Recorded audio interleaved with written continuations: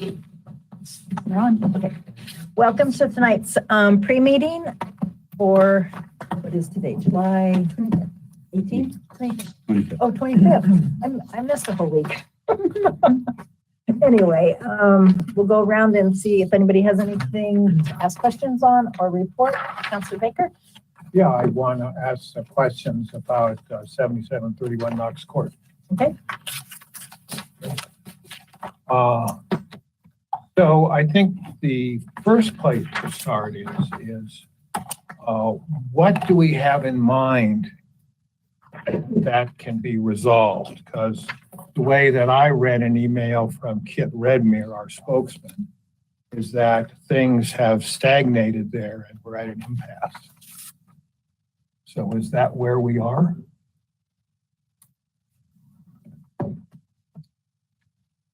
We can arrange a briefing on Knox Court. There is an update that our Eric Otzelberger can provide. Is he available? Yeah, thank you. Sorry, he was going to be here for that question. Could we circle back to that when we find Mr. Otzelberger and he'll come in and provide us with an update? And then have we been able to decide whether we could redirect the Cdbg funds to address that situation? Thank you. We can address that as well. So maybe when Mr. Otzelberger comes in, we will talk about both of those things together if we could. Okay. We Thank can you. do that. And then I did have some other questions, but maybe we should pass it along because we're short on time. So I'll save those other questions to when it comes back to me. Councilor Seymour? Just an update. I attended Jefferson County Economic Development Corporation. The key to that group right now is they have brought in West Metro Chamber as part of Jeffco. EDC is Jeffco or Leadership Jeffco, and they have brought in a manufacturing group to help them assist in primary employer engagement.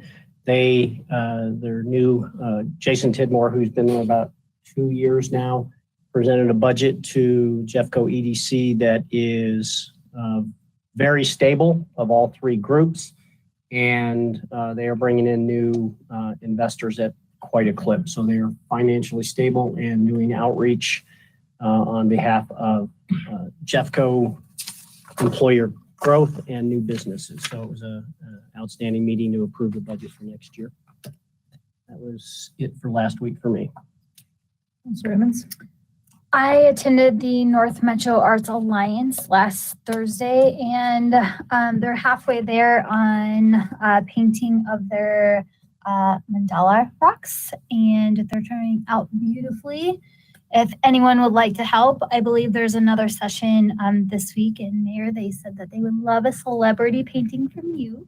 I would love an hour to be able to do it. I know. It's not going to be Monday, Tuesday, Wednesday, maybe Thursday morning. Yeah. They're painting the rocks for the cultural fair on August 13th. And we also went over our budget for the group. And I'd like to offer to council that we participate in donating $10,000 a year to the group.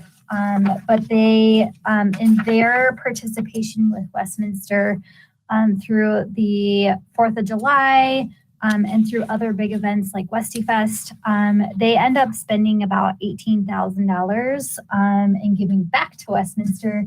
And I find that kind of odd where we donate 10 and then they spend 18 and then there's kind of a deficit. At least that if we could kind of break even or at least donate a little bit more in this next budget cycle, I think that would be greatly appreciated. It could also help their SCFD. Yeah, I always forget the acronym.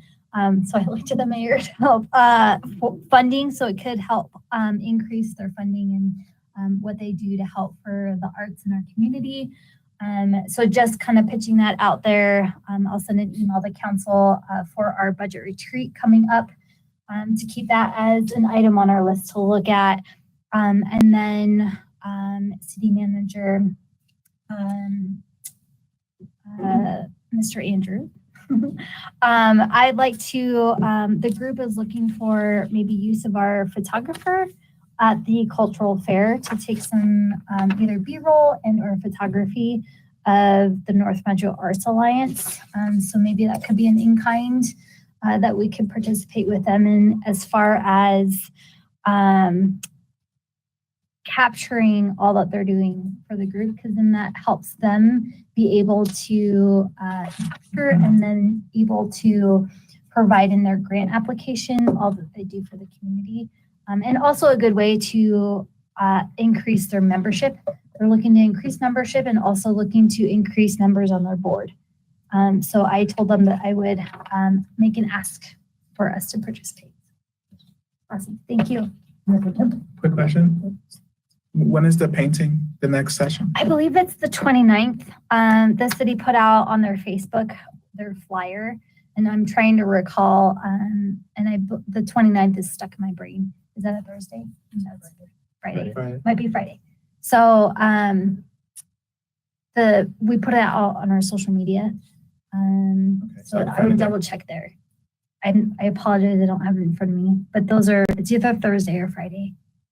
Is the goal to get it completely done in that? Oh, yep. I believe they have 120 rocks and I believe they're at about 70 completed. And it takes like an hour. However long you want to take. They'll provide the paint and everything. So Should have brought rocks tonight while we're listening. I You should. could- I know. Maybe. so I would do it right now. Yeah. Totally. I could pitch it to them And then they could could. pitch it, they could pitch it that it was done. They don't want my during- rocks, but I'll do it. So I could pitch it the next time. We have another study session coming up. So if y'all want to participate as like a therapeutic, we could do that. But these are the Cheaper than some completed things we could ones, do. that I was there for, and they're turning out really beautifully. So Yeah, mine won't be pretty, but I'll do I won't be I'll do ready to, something. but That'd be gorgeous. I'll do something. Councilor Numella. So I was a part of the North Jeffco Town Hall where we actually invited several folks from the community regarding actions with people experiencing homelessness. And so we had one thing that was interesting to hear was that Arvada has a program through their courts. It's called Step Up, and it's structured to just kind of for people who are experiencing homelessness and they may get some type of infraction or something and they're brought into the court system in some way, that instead of penalizing them or requiring them to pay if they're unable to, it actually puts them into a process where they are required to do something like get an ID or to make progress in their just towards getting housed or getting a job, and I just thought that was something that would be interesting for us to look at, because it seems like a positive way to work with people.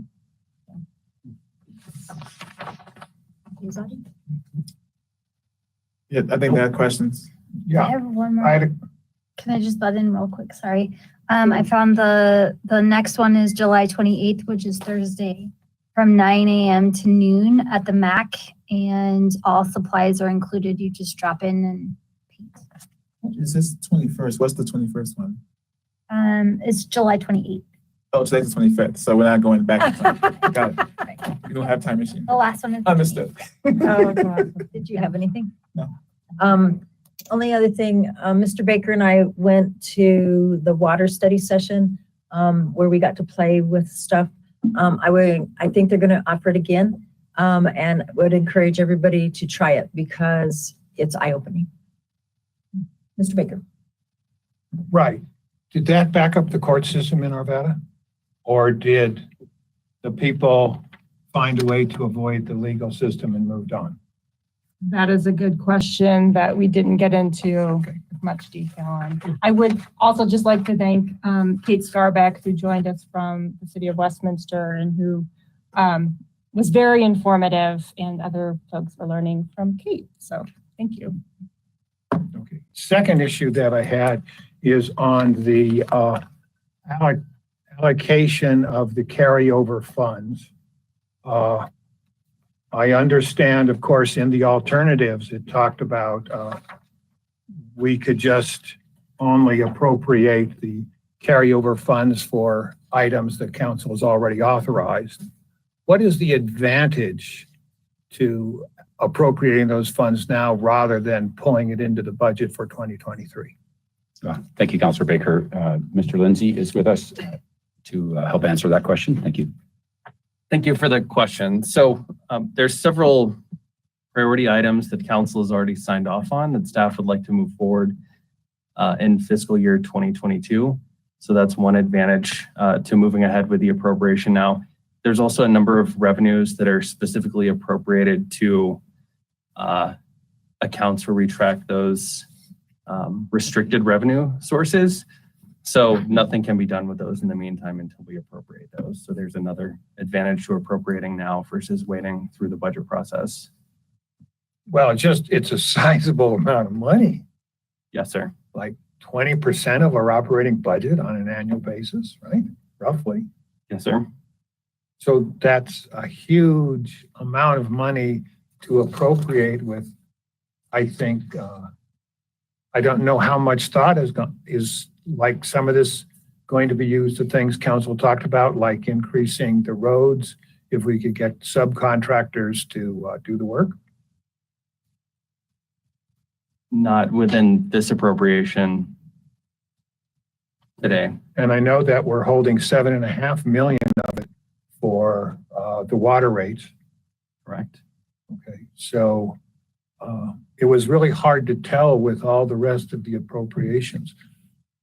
Would there be significant negatives if we waited till we had our budget meetings? Because we're having those starting the 6th of August, correct? That's correct. It's a judgment question, and there It is is no right or wrong answer. Judgment question. So I'd refer to those projects that are outlined in here. Staff certainly would like to move forward with a number of those and multiple departments across the organization. You mentioned streets. One of them I think about is the purchase of de-icing material that an appropriation is included for in here. So there's a number of high priority items for staff that we would certainly like to move forward on sooner rather than later. Thank you. I just wanted to piggyback on that. A lot of the appropriations were kind of going towards the capital improvement fund. So I was just curious, are we catching up on capital improvement projects that were part of our 5-year plan that maybe didn't get implemented in the past couple years, or are we getting ahead in our CIP with these appropriations? So I don't know that there's any in particular in here that really address in either fashion. There's about $10 million that will go into the budget process and to the hopper in the general capital improvement fund, and then a number of the smaller funds behind that. So you'll see that through the budget process, and then that certainly can go to catch up or to moving ahead.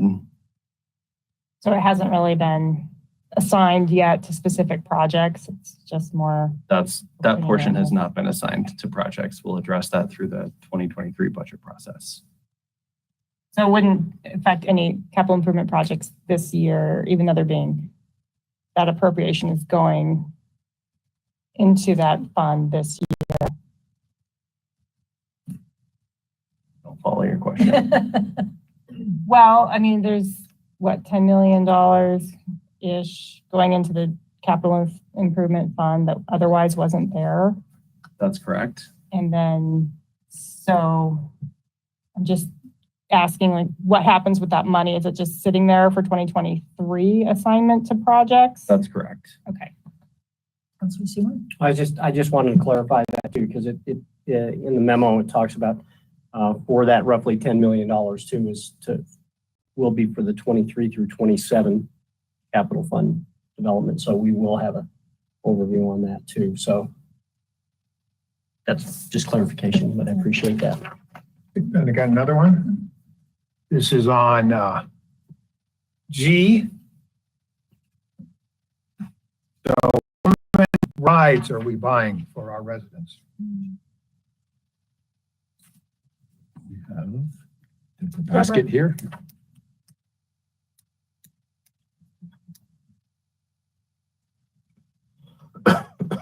This is on item G. And G, you please sit down. Please sit down. Did we do this last year? No, we did not. How many rides are we going to be buying with this money?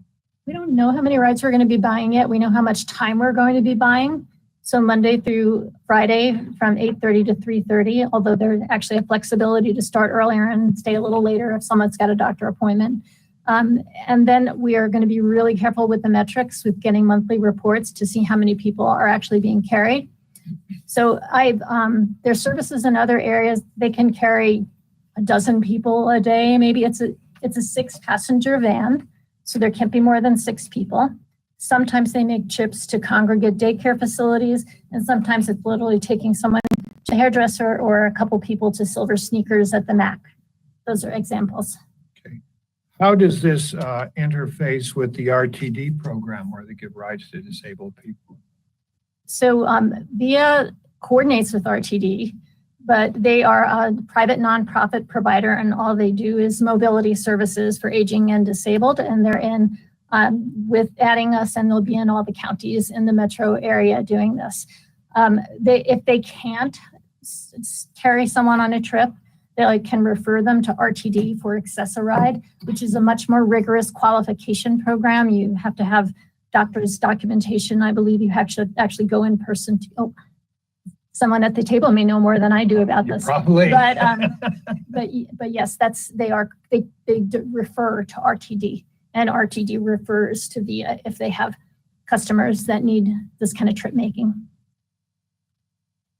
So are we buying a van and a driver for 40 hours a week? Is that where we're buying? It's interesting that you asked that, because I was trying to put all the pieces together in my head about what it takes to run a small bus company, essentially. So we are reserving one van and one driver from the time it takes for them to go to Denver and pick it up in the morning to the time they return it to drive people. And also supplementally, they can dispatch other drivers from their service if there's that much demand. But the company has to own the buses, pay the insurance, do the maintenance, do the cleaning. The whole scheduling of the rides is a dispatch center that requires software and very high touch multilingual people that can answer the phone. This is a very catered service to people that have a little bit higher need, that aren't used. They don't want to go online and register. They want to talk to somebody on the phone and make sure that they're going to get their ride next week. So we're paying for sort of a full service company that's in place already, that's going to dedicate a vehicle and a driver to Westminster from 8:30 to 3:30 Monday through Friday. And is there a qualification? You must be 60 years or older, or you must have a disability. The disability can be temporary or permanent. So an example of a temporary one is somebody that had surgery or broke their leg. They can't drive for a couple of months. They can use VIA in the interim. So how does, I'm going to jump in, I'm sorry. Jump in. How does that work? Because I read in the contract that they don't verify that. It's by a, sure, if you're telling the truth, go forward. Yeah, I think, the company VIA has been around since the 70s. And I think that they've just found that the clientele that they work with, people aren't going to lie to say that they're older or that they have a disability. They truly need this service. And it's easily verifiable upon the first ride, whether this person has the characteristic they profess in the sign up. And then it said that there was for pickup and drop off for, let's say groceries. It said there's a 2-mile radius. However, my concern is that if you're in South Westminster and we know that there is, or historic Westminster and we know that there's a food district and the nearest King Soopers is on Federal and that's 4 miles, how does that work? In terms of carrying people, they'll drive people within Westminster, roughly 15 miles, but they, again, are pretty flexible. I think the part of the contract that you read is about pickup like they'll pick up your stuff from Walgreens.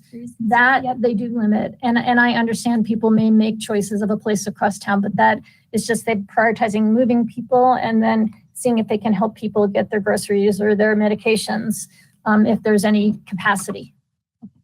Thank you. Couple more. Are there any limits to how many times somebody could use the service? It is unlimited.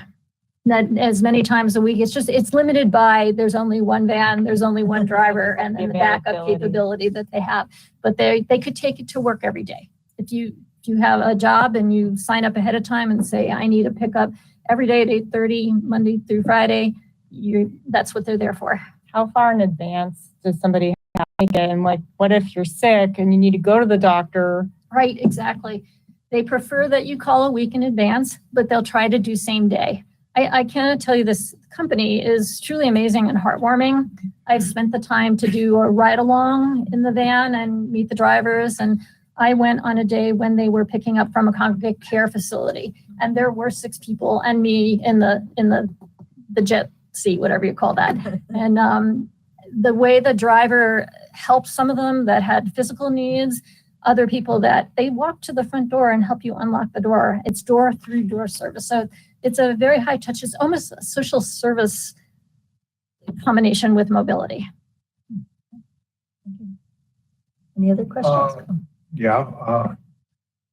What was the driving force for us to participate in this? We, first of all, we've been watching, of course, the numbers for our aging population. So 17% of Westminster's population is 65 or over. So we've got a few more percentage point if we lower it to 60, the threshold for this.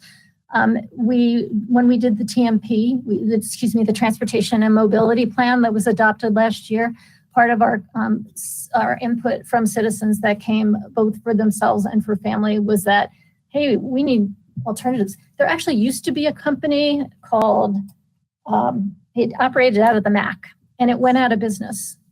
Do you remember, Mayor, the name of that I company? know what it was. I don't Three remember the initials. name. Yeah, Matt Luckus did it. A-Lift was in Adams County. So VIA is stepping in to avoid to do this.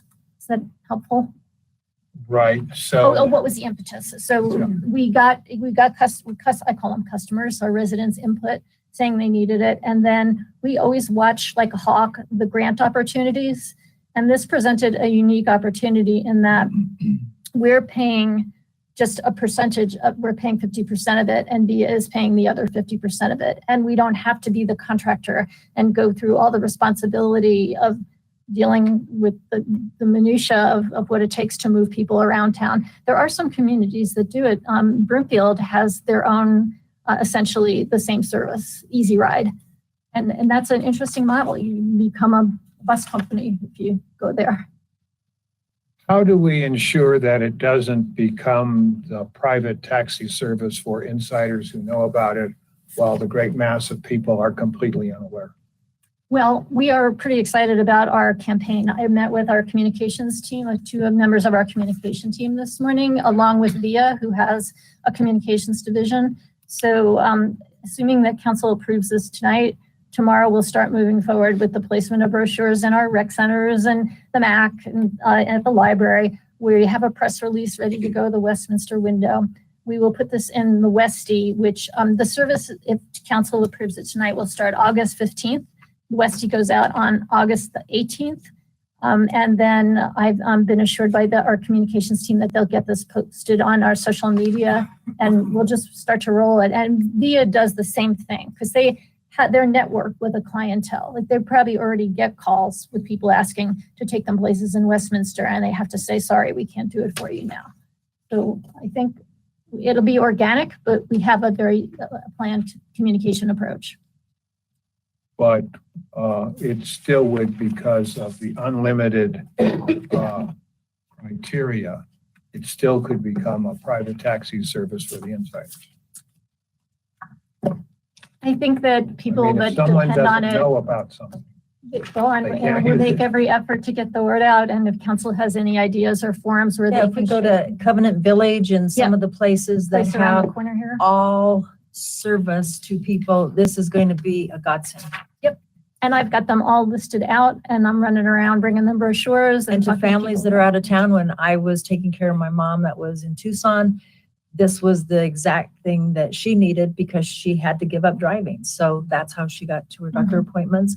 They could go to Walgreens. She didn't have to worry about that. It just takes a level of how am I going to get this done, because there's a service that will help the right people and the people that really need it. And Thanks for saying that. It helps people stay in their home longer and be independent longer. Okay, we run out of time. Thank you so much. Councilor Thanks, Baker, Dave. we do have staff here to address your questions on, We have to start city council. right, but we could address your questions as part of that item on CDBG Absolutely. tonight. Yeah, so we will be prepared for those. I apologize. Thank you. Okay, go ahead. And it would have been nice to know the answers to your questions, even going into the carryover discussion in my view. So I don't know where those items line up, but We can ask them during that part. which one's first?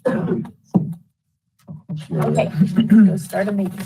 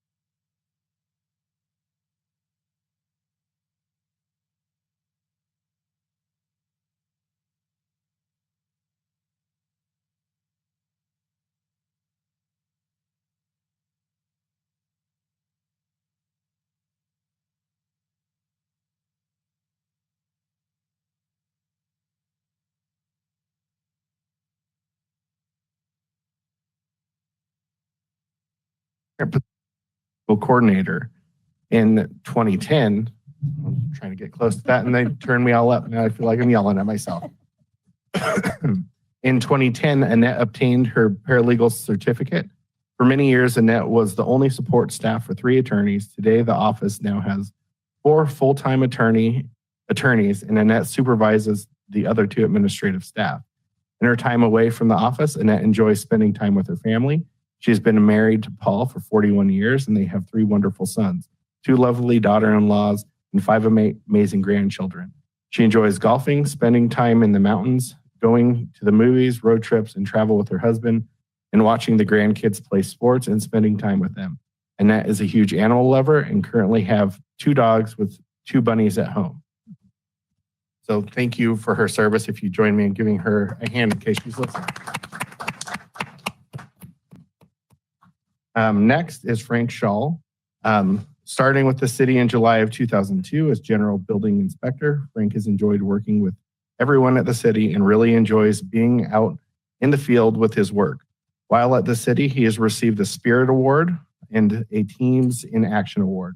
Frank is married to his high school sweetheart, Maureen, who works in building division as a building permit technician. Together, they have 2 children, a son, Frank, who is 22 and attending college at the University of Northern Colorado, and a daughter, Maddie, who is 21 and attending the college at Colorado State University. As a family, they enjoy watching sports, working in the yard, and taking trips to the mountains. So if you would, please thank him as well. Counselor Seymour. I have the honor of recognizing 2 staff that have hit their 35-year mark.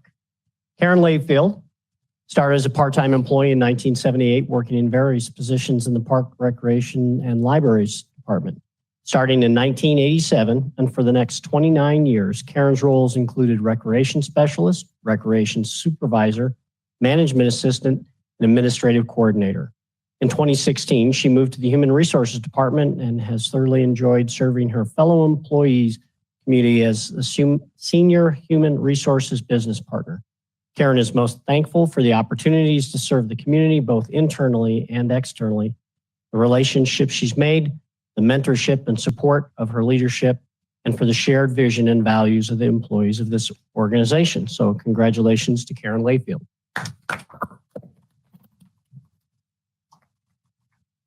Also recognizing for 35 years is Tai Magnal. He began his career in the city with 1987 in the Parks, Recreation, Library Department as a parks worker. Since 1987, Tai has been promoted through a variety of positions in the city. In January 2019, Tai was promoted to his current position as Playground Safety Specialist. He is responsible for auditing, inspecting, maintaining, and repairing 67 composite play structures, 5.2 acres of playground safety surfacing, and all freestanding playground equipment throughout the parks in Westminster.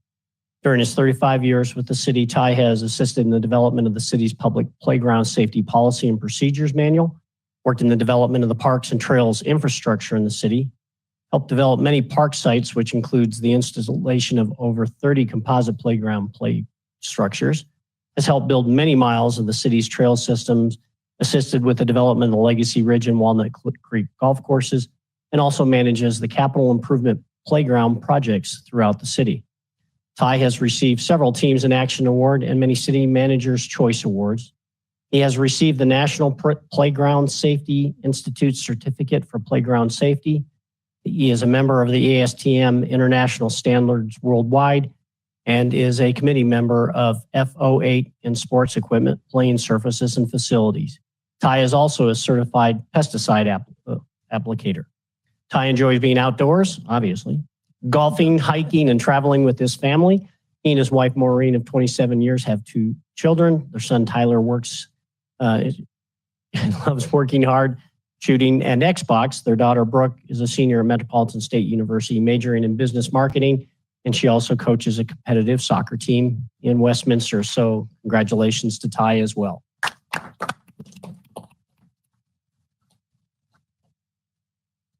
Thanks to all of our employees. It's always fun to hear some of the other little pieces. That brings us to public comment, and the public comment portion of the meeting is an opportunity for the public to communicate with the city council on any topic they choose, unless there's a topic for which a public hearing is also scheduled.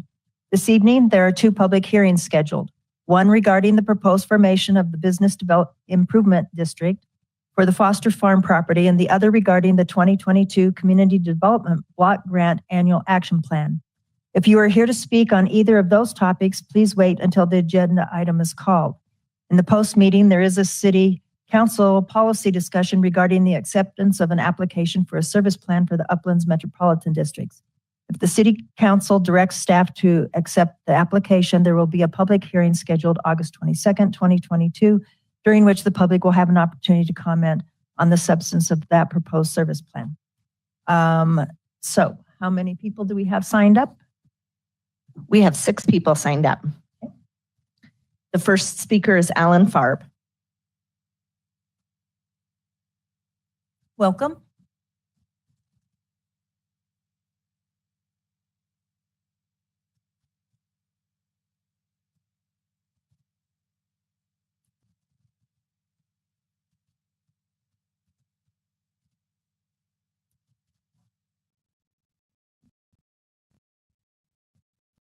Compel me to speak to you again because the city, you, including a unanimous first reading action that I'll discuss in a moment, continue to target fellow residents, fellow humans, members of a distinct and vulnerable minority who remain ever unprotected power. In matters regarding our city's unhoused residents, you authorized their removal by Westminster PD and park rangers, knowing that these sad people just move into another part of the city. I know this because I find them in other parts of the city. And this is after they've been moved.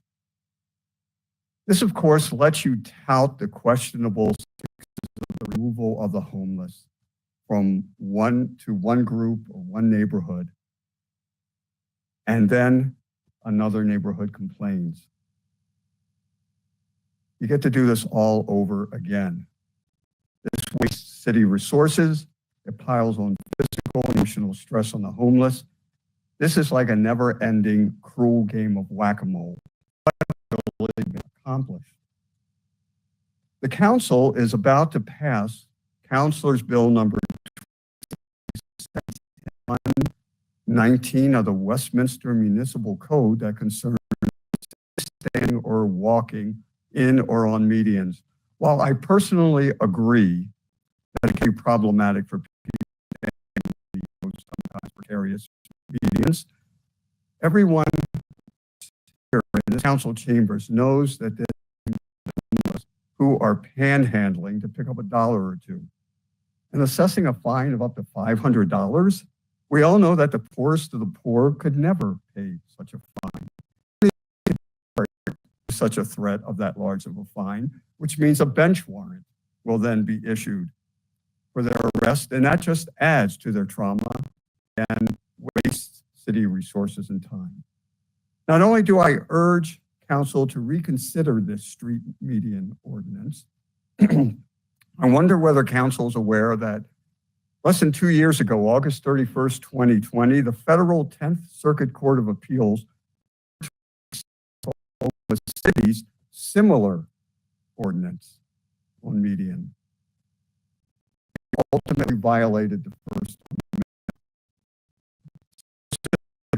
The presidential professor of law and lead counsel of that appeal, the federal appeals court vindicated our position that Oklahoma City speech rights of citizens, the time-honored practices of standing on medians to campaign for votes, fundraise for charity, or panhandle necessities. And I guess this would also include our own city's firefighters when they have their annual fundraising campaigns in the middle of intersections. Unfortunately, Oklahoma City squandered 4 years of legal work and likely hundreds of thousands of dollars in attorney's fees trying to defend its unconstitutional attempt to sweep panhandlers out of sight. The city should have devoted those taxpayer resources to address the root causes of poverty in our community. Said Megan Lambert, staff attorney for the ACLU of Oklahoma, the 10th Circuit Court of Appeals stated unequivocally that Oklahoma City's ordinance was a constitutional violation of the First Amendment right. Whether campaigning for a political candidate, advocating for funds, Oklahomans have the First Amendment right to speak from public medians. And what to do traffic safety? Your ordinance, the purpose of action is to protect the safety of motorists in light of data on the collision objects in medians within the city of Westminster. City Council finds that people sitting on narrow, unpaved, or uneven medians constitute a public safety hazard. There's no mention about vehicles hitting people in the middle of the median. And I go back to what was said in Oklahoma. The Oklahoma City ordinance had nothing to do with traffic safety. Once the city realized it was facing a law, they concocted a traffic safety.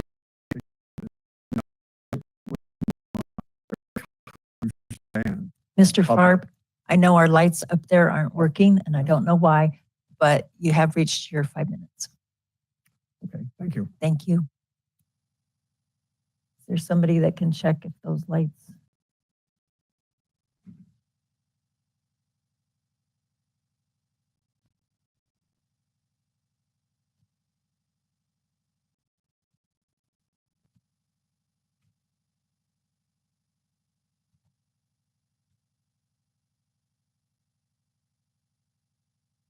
If not, I can coaching. Yes, yes. Just know I'll have to interrupt because you don't have a queue up there. Usually it goes at 2 minutes and 30 seconds. I think the line goes at 5. So I apologize for interrupting. Next.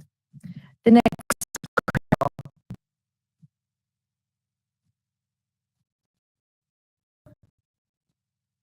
Thank you very much, Mayor, Pro Tem, councilors. I appreciate it. I'd like to acknowledge that you guys do a very difficult job, and I think you do it very well, and that you put a lot of time and effort into doing that job. But I would like to, and I'm going to focus this mainly on you, Mayor. I've been to this council more than 50% of the time since you've been elected in November. And I've asked repeatedly to be heard and to have a conversation with this council regarding the systematic inspection of rental programs. I've been told by the city manager, Mr. Andrews, several times that city, and they have, thank you very much, every time they've gotten back to me. And they've said the same every time. There's nothing we can do. You need to talk to city council. Hands are tied. You need to talk to city council. Talk to city council. Well, I've been here several times talking to this council.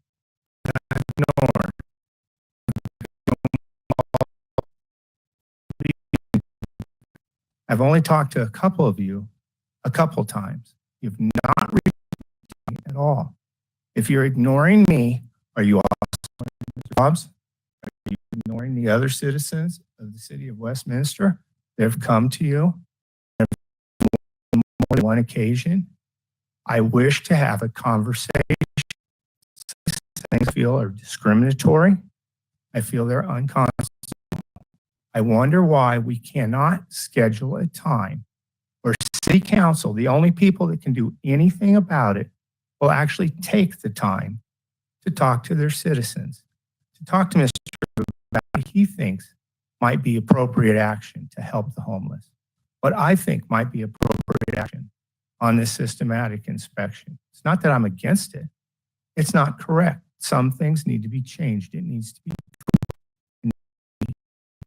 replaced. It hasn't been for a long time. But most importantly, it can be ignored. When we ask to talk to you, we expect to be able to talk to council. not to be put in an endless loop of staff will get back to you. And they say, talk to council. I've talked to council. Well, council talk to me. Thank you. The next speaker is Brenda Garcia.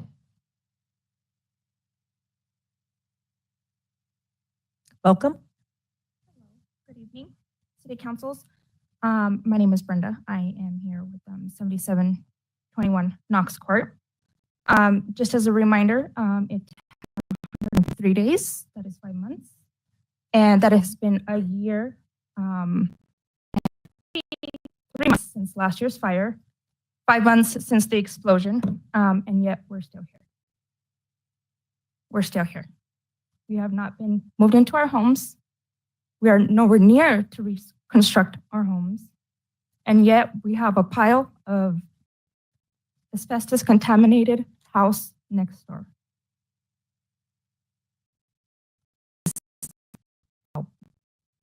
And you guys need to take responsibility of the last 10, 11 years that we have been in Knox Court. Please, we really need for you guys to help us reconstruct our homes and to reconstruct our neighborhoods. If you guys care, please act like you guys do. It sucks to have to drive up and down a block where now, as of yesterday, there's rats running around because this pile is enormous. Literally, it is gross. It smells disgusting, and it's no longer an inconvenience. It has never been an inconvenience. So for you guys to say that you guys, as Mayor Nancy stated on last Monday's interview, where she states that it is the people's responsibility, and I am going to assume that the people is our residents. It's our responsibility to make everybody aware and to report our complaint. And if we can't report it, then you guys cannot fix it.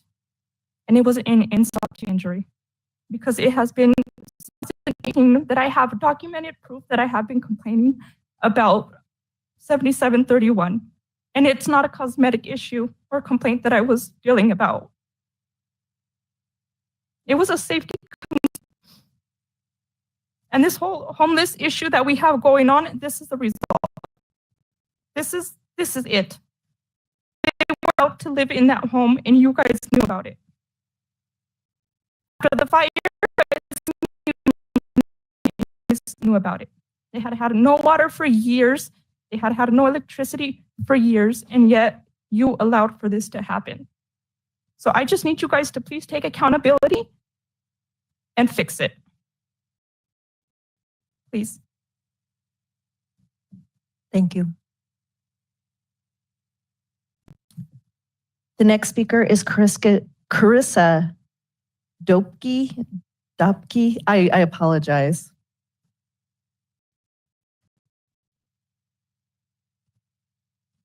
Welcome. My name is Krista Depke, and 153 days, that's a kick in the stomach. I own the property. I'm paying mortgage and taxes on the property at 7741 Knox. 153 days, and if I'm lucky, it'll be 100. Every single aspect of my life and of my well-being has been damaged, destroyed. Some aspects of my life I may never recover from. I may never feel safe sleeping in my bed at night because of what happened that night, because of the explosion. I'm in the process of trying to rebuild my house. I'm in the process of trying to recover my sense of safety and well-being. Manage the daily crises that I have to deal with as a result of what has happened. And if I am so lucky as to rebuild my home and move back in there and live once again on Knox Court, my last hope is to have whatever to heal the gangrenous wound that exists at 7731. I have absolutely no power to do anything in that situation. I don't think I even exist to someone who doesn't have power to do anything. I'm here to ask for your help, ask for you to see me. So I thank you for your attention.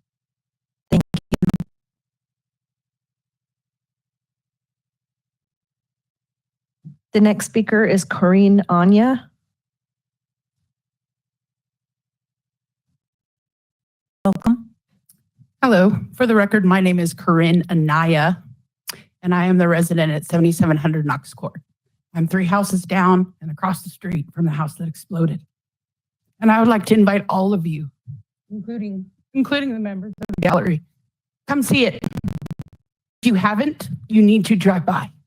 So you are aware of what I live with and the rest of my neighbors live with every single day. This huge pile of stinking debris. And who knows what else. I have an 8-year-old son that goes to OPA or every day. When's that big pile going to go away? I have no answer for him. What do I tell my son? Please tell me.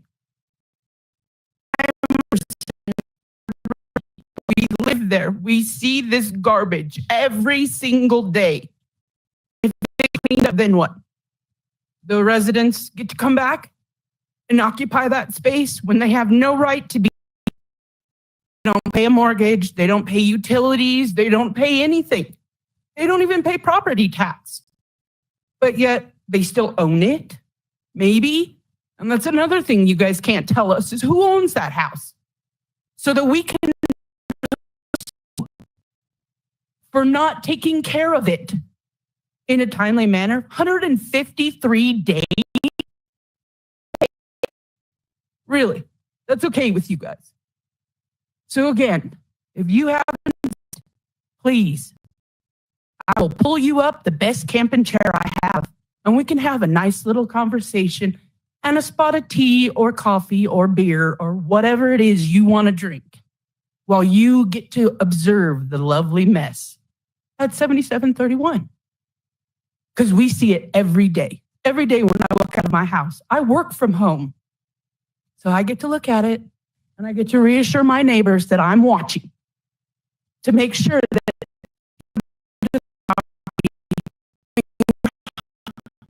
and stealing something that's not no right to touch. And that's the promise that I've made to my neighbors because I want them to understand that I'm watching. I'm trying to be the neighborhood watch because sometimes Westy PD rolls by.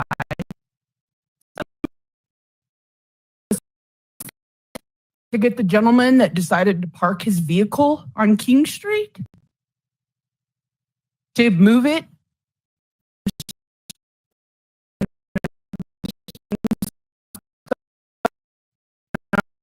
There are some things that need to happen. You can't just shove them off to another area. My back. My concern is the crap I see outside my front window every single day. What do I tell my son? Please tell me. I can't afford to fix it myself. My neighbors can't either. And I know you guys have it in your budget. Don't you dare lie and say that you don't. And then saying that you didn't know about this, that we didn't say anything as neighbors, that's a straight up lie. Lying through your teeth saying we didn't know. You didn't know. You did know. You didn't do anything. That's what we know. And that's not okay. It's not enough. We will keep coming back. We will be in your. This is a problem. It has to be fixed. There's no more tunnel vision, not seeing it out of mind. Come see it. I've already invited you, Councilman Obi. I've invited you at the Grange during the train show. I told you, come on over. You are welcome at my house anytime, 7700 Knox Court. There is always a cold beverage and a chair for you to go stare at that house, just like we do. Okay? Please do not forget us. We are real people. We are your residents. We live here every day. We see this mess. Please don't forget us. We deserve better. The residents of Knox Court deserve better. This is not what I remember being the Westminster that I grew up in. The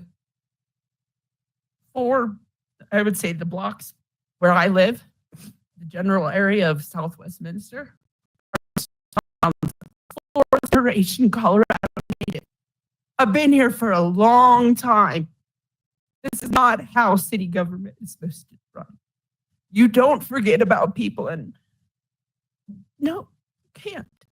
What do I tell my son? That is, I'm gonna leave that. What do I tell my son? Thank you. Thank you. The next speaker is Manuel Garcia.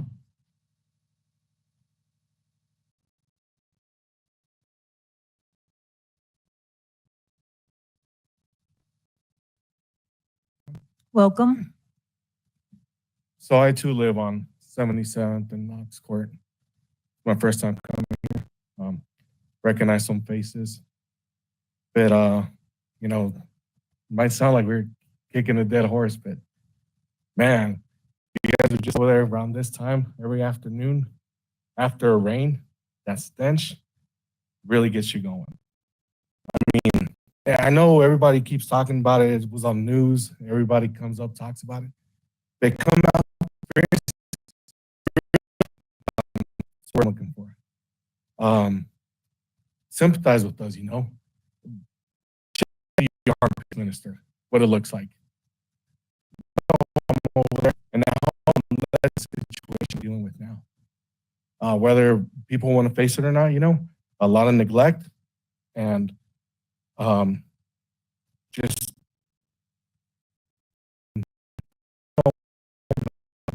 say I experience them, some of my neighbors, I mean, to a point where we suffer a little bit of PTSD. When I'm in my home, there's always a arm next to me about a foot away because of this situation and all the looky-loos and all the activity that got in my neighborhood. The police department's doing the best they can. I know they're handling with a lot of stuff, but you guys gotta try to help us out there.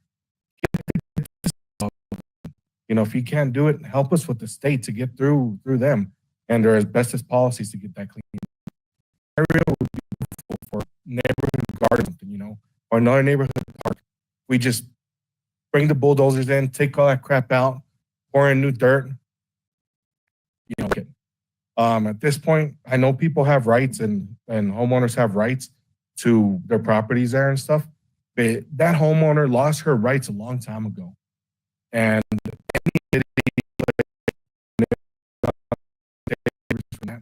from those decades of issues that they had on that street. And that street, I moved in a couple years ago, looking at it like it was alive. There was people, neighbors were out. It was that old town vibe, you know, me and my wife looked for it. And now we're having our first newborn with a fucking landfill across the street from us. A landfill, literally. I could go out there with the 22 long rifle and shoot 20 rats in less than an hour if I wanted to. You should see these suckers. I mean, it's just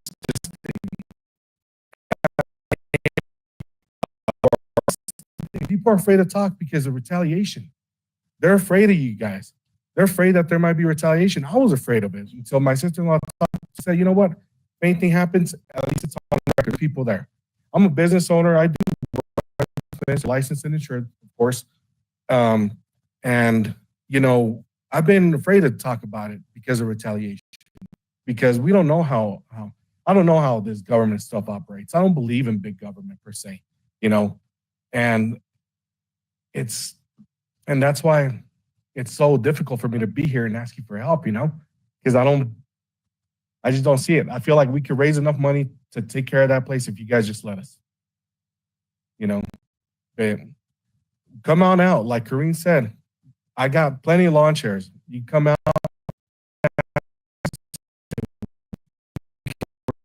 We are really affected by this. I mean, it's got us locked down in our own houses after COVID. Like, that's sad. We're living almost like a messed up simulation of some sort where the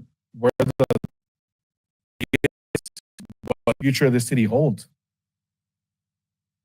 After what we've seen, what happened with the last guy who moved in around the corner on King Street, the whole welding operation, auto shop right down the side of the street, took the cops 30 days to get rid of them. And at this point, I'm just here to support my neighbors. And some of you are going to be coming out this weekend. But come out and really check it out for yourselves, please. I know bigger houses on the north side like that, and how many of you live near Old Town or Westminster? None. Yeah, so I mean, and check it out. We're great people. We just want a neighborhood to be cleaned up already. At least help us get there. Thank you. That's the last speaker we had signed up for public comment.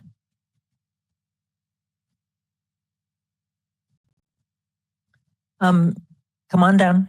If there's anybody that didn't get signed up, come on or come to the front row so we know who else hasn't spoken.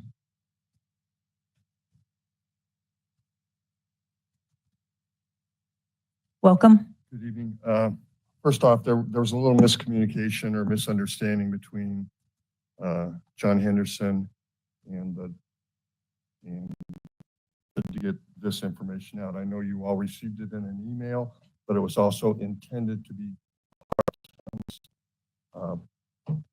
public comments. Copy here for Abby, if you can make sure it gets admitted. Copy for Mr. Frankel, City Manager Andrews, and just to refresh all of you, it was sent in an email, but it's in hard copy. All right, now to my comments. Last council meeting, I brought up Federal and 36 and the trespassers down there. That would be taken care of. As of noon today, when I drove by, doesn't appear that anything's happened down there other than more people have moved in.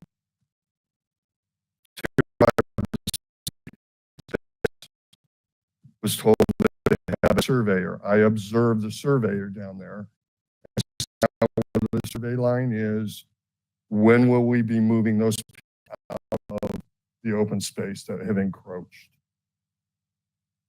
We know no reason for us to monkey around and not take care of that. While we're on the homeless, let's talk about the homeless and fires. Seems to be that that's a big problem here in the last couple of weeks. They burnt down the playground down at the library at 76th and Irving. I know you can't prove that, but on any given afternoon or evening, go down there and see who occupies that land. It's the homeless trespassing in the park. Burnt the playground to a ground. That's not fair to the community. It's not fair to these people who live in that part of the town where their children play. 3:30 in the morning, 3 o'clock in the morning. Okay, let's talk about the fire up at 101st and Sheridan last week that I believe somebody was deceased in because there was a coroner van up there the next day. That was verified as homeless. It was what's going to burn down next? How much city resources are we dedicating to this? The mess that was over there behind Lowe's. What taxpayers to mitigate that damage over there that the homeless and the trespassers did?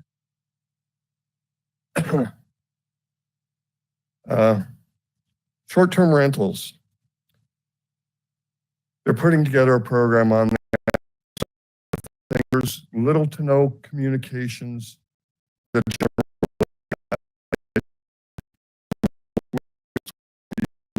website so that more people could. Nothing. Again, nothing. Mr. Osselberg was the one that told me it would get on there. Again, nothing. How are the people supposed to be involved if they're not informed? Or is it just a select group that we're informing about the short-term rentals? Schonenberg Farms. Had an acquaintance trying to acquire that property from the city. For all practical purposes, it's another white elephant, just like the rodeo supermarket. I don't understand why they've delayed and put this off. This gentleman has put, and you've talked to him, several of you have talked to him, Kevin, put money into this project only to be stonewalled by the people at staff. I mean, he needs some help. He needs some direction. He's trying to alleviate a problem in South Westminster, take over what would be a blighted property damn near the old.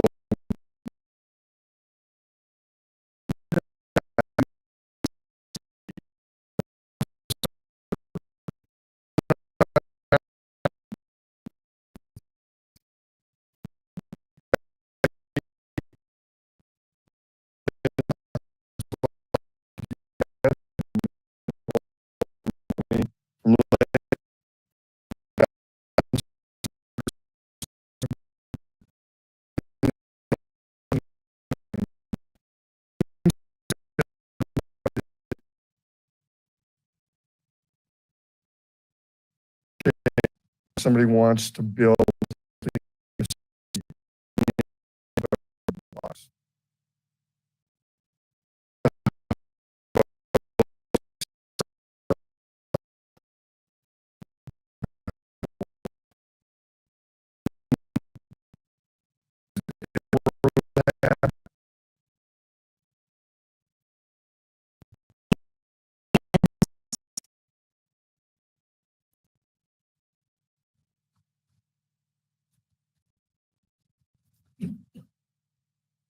Interim city manager. Thank you, Mayor. Yes, I do have some brief comments tonight. Mayor Pro Tem, City Councilors, if I could, I would like to begin my manager's report by reflecting on last week's study session and the feedback we received from City Council about our recent community survey.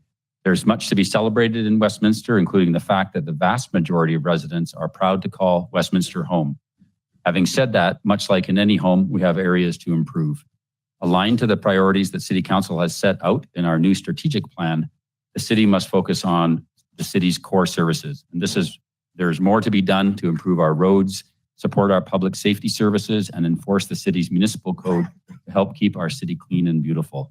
The city's leadership team has been working hard with me on this focus on core services as we prepare material for you for next year's budget. Staff will use your direction, the community survey, and the strategic plan as our guide map. For our residents, if you've not seen the community survey results, the link to the survey along with a brief overview is available on the city's homepage at cityofwestminster.us or on our Facebook or Twitter accounts. In terms of homelessness, I do have an update regarding encampments in the city, and I would like to provide that for you. In the past 24 months, the city has successfully housed more than 60 individuals and connected many more than those 60 to other critical support services. Thanks in large part to over 100 partners that work with us, including government agencies, nonprofits, faith-based organizations, and healthcare providers, our response to homelessness has been both compassionate and is becoming increasingly effective. Under City Council's leadership, we have since added a second homeless navigator and an additional park ranger to the team, and we're hopeful that the solutions and support we are offering to individuals will help them stay and first find and then stay in permanent housing, like the 60 individuals over the past 24 months. Our continuum of compassion shifts when unhoused individuals do not access those services and do not engage with the homeless navigator. In these instances, the city's park rangers have issued 7 trespass notices, and with the help of environmental mitigation contractors, cleaned up 3 homeless encampments on public lands, with more in process this week and next. The police department has also worked with private property owners to issue trespass notices. And in one case, the unhoused individuals have voluntarily vacated the private property. For our residents, we continue to refine our processes to help you make us aware of encampments in your neighborhoods. If you visit the city's blog, cityofwestminster.us/the Westy Word, we posted an update today outlining who to contact, who handles your request, and what happens next. We've streamlined the process to provide a single point of contact so that our staff will now handle all reports of homeless encampments, regardless of whether that encampment is on public property, private property, or railway right-of-way, for example. And we hope our residents will appreciate a cleaner, easier means of letting us know about encampments so we can begin right away to work with the individuals to ideally find them more permanent housing. Finally, Mayor Pro Tem and City Council, I would note that in tonight's packet, you find a graffiti information memo. We've stepped up our response to graffiti in the community, and included tonight in that packet is a 16-point plan of action following the last public discussion that you had and direction that you provided to staff. If you haven't seen that, please have a look at the information memo contained in this evening's packet. I would also note that we had some questions earlier in pre-meeting that were directed to staff regarding the Cdbg program, and also related questions potentially about the Knox Court problem. And I would say that staff is here tonight and prepared to answer those questions in public meeting. And that's the second item on the agenda tonight. So for our residents and speakers tonight, if you are interested in either of those 2 topics, please stay for that discussion, and staff will be addressing the questions that we've heard. And I do appreciate your coming forward tonight. I empathize very much with the speakers who presented from that neighborhood. I have been there, and I may come and take you up on your offer to join you at your home, but I have gone to see it, and it is something that we are very, very concerned about. That closes my comments, Mayor. Thank you. Thank you. Any questions? That brings us to City Council comments. Mr. Baker? Thank you so much. Thank you so much for coming down here. You've been down here multiple times, but it's so good to be refreshed with human faces, imploring the city to do our job. Government is powerful. Don't let anyone believe otherwise. Sometimes we want to appear that we're helpless and hopeless, but we are very powerful. And if we want to do something, we can, and very quickly. From the information that I heard tonight, I view 7731 as an imminent health and safety risk to the people of Westminster. In my mind, it fully fits within our ordinance on summary abatement. In my mind, there is no reason why we should not act immediately to the situation. Thank you. Councilor Seymour? Thank you, Madam Mayor. I think the comments that we've heard tonight were direct and on point, so I greatly appreciate that. I have been by the site many times. I have not stopped because generally it's in the morning, and I don't think that's right to disturb people in the morning. And I hope we continue to look for a solution for Knox Court as well. But also I'd like to address the homeless issue. And what we heard tonight is what we hear across the entire metro area, is that we have an issue and there is a debate on how that is to be handled. I was directly part of the process of coining the term a compassionate, continuum of homelessness, or dealing with that. We also have capacity issues. I don't disagree at this point that we have some safety issues going on. We have a fire at 72nd and Bradburn in the field back there where one gentleman set another gentleman's tent on fire and endangered those people in that neighborhood. That cannot be tolerated. Our staff has not made any excuses. This city is doing everything they can at this point with the capacity that we have to deal with homelessness and not try to play whack-a-mole. But in the end, allowing someone to burn down a field and endanger the residents of an entire section of our historic Westminster along 73rd is not acceptable either. So we will continue to address those issues. We will attempt to not just move people back and forth between Arvada and us. And by the way, if you haven't been to Old Town Arvada at the station, maybe that would be a reality check as well. Every single community in the Front Range is dealing with homelessness issues in one way or the other. We can decide to just not have a plan and wander around aimlessly, or we can continue with the plan that we have in place now and deal with those issues as we can, as well as we can with the limited staff that we have. It's not about money, it's about staff. And we will continue to deal with that in many areas as well. I also wish to address directly Mr. Russell, and thank you for your attendance tonight and your persistence. We did have a study session that dealt with almost half the evening with a presentation by staff about our municipal code on the systematic inspection program. At the end of that presentation, staff asked us where we wanted to move. And unless I am recollecting incorrectly, and I'll let my fellow counselors address this, is that at this point in time, council decided not to move forward with any changes. Does that mean that's permanent? No. Is it on a list? Absolutely. But at this time, we had no questions to move on further at that point. And that is how the process works.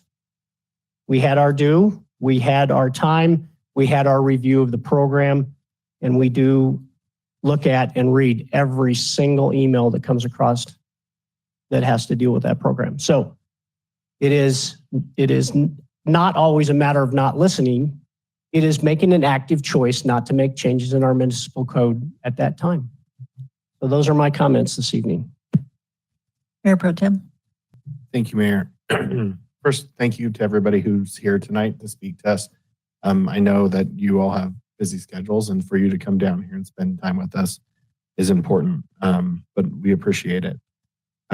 Couple things I want to hit on events coming up. One, last week, I attended Cuisine with a Cop.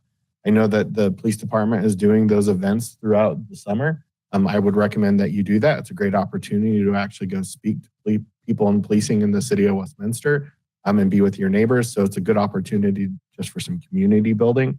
This Saturday, I don't know how many tickets are left, if any, but the Westy Craft Brew Fest is back after a hiatus from COVID. So I know that those of us that enjoy craft beer are going to enjoy that event. So looking forward to that, and thank you to all the staff that puts in the hard work for that. Mr. Russell, I appreciate you, just like my colleague said, you coming. One thing I would ask staff is, it is frustrating on our end to hear, and this isn't the first time I've heard it, when a member of the public hears talk to council. So, and I don't think that it's neglectful in any way, but maybe that's an opportunity for us to make sure that if staff is telling someone that they need to get to us, there was obviously something communicated, and I would appreciate hearing whatever it was that was communicated so that we can decide whether or not we're going to take action. Because Councilor Seymour's right, we did do a whole evening, and at that point, we didn't have any changes that we wanted to make. But I want to make sure that if there are specifics that somebody wants addressed, that we know what those specifics are. So I think that that is a takeaway that maybe we could do better on. To the folks that came from Knox Court, I am pleased that we're going to hear more about potential, what's going on there. It is a complicated issue. And I know that this sounds like lip service because I'm not the one who has to live next to it. And I think that that is a very fair statement. I have driven by it just recently in the last couple of weeks with my wife. We went and checked it out for ourselves.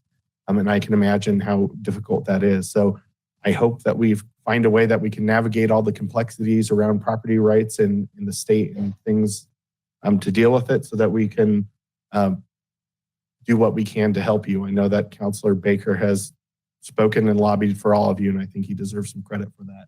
And he certainly, I think my point is that we do care, and it is a difficult situation. So hopefully we can come to some remedy. But I want you to know that at least I've heard you, and I understand it, and my heart is with you. And we'll see what we can do with it. Anyone? Oh, Councilor Nabella? Yes, I just also wanted to thank the folks from Knox Court for coming in and sharing with us the reality of what they're living with on a daily basis. And I honestly wouldn't know what to tell my 8-year-old. So we get a lot of updates on what's happening with the legal complexities of this site, of this home. And it is incredibly frustrating to see, oh, there's, indecision about this, or we're having to wait for this. And I truly would like to see if there's something that we can do in a quicker fashion. I mean, with the amount of dollars that are coming in for just our carryover appropriations, if it's $315,000 to, address asbestos on the site, I mean, I'd say we have that in our coffers. So it's just legally, what can we do and how quickly can we do it? So I'm just going to add to that pressure, and I have some other comments, but I think I'll save them for the appropriate item. All right, thank you. Councilor Uzadi? Thank you, Mayor. Knox Court residents, my heart is broken. It's been broken, but I think someone up here said it. You being here is important. It's not to make us aware, but it's important to make the people aware. Whoever's listening into this, whoever's watching this on YouTube, it's important that the whole city knows that not everyone is living well. I made this point last week. The city is not equal for everyone. And it's becoming more and more and more apparent. And I'm just trying to find a way. I want you to know I'm trying to find a way. I don't know how quite yet, but the least I can do, and that's why you see me, right? I'm gonna come out this weekend to Knox. I'll come out as often as you want me to, and I'll just listen until I can find the way and until I can fight for you. And I know we all want to fight for you. There are legalities involved here, and I just asked, obviously, the attorney a question on a very specific question on what we can do there. But I want you to know that this keeps me up, and I'm angry and I'm sad at the same time. But I want to be transparent with you that that's how I'm feeling. And I will do whatever it takes. We will do whatever it takes. Just keep coming here. Keep letting the people know. I'm going to let people know as well. It's important. Last week, I made a similar statement. We had our community survey. Yes, there are many great things about Westminster. It's beautiful. It's a great place to live. But my point was not for everyone. I've been meeting with groups of residents the last several weeks, really since I got elected, but the last several weeks more so.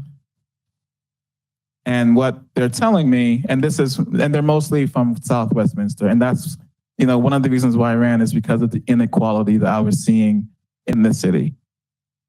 And that's why it's so important to build the transparency to let everyone know, hold on, the city's not great for everyone. There's still work to be done. We can't let our foot off the gas. You heard it tonight from many different stakeholders. You hear it every week. You hear it if you just walk out there and talk to people. There's rent insecurity. There are food deserts. There are real issues that people are living with. And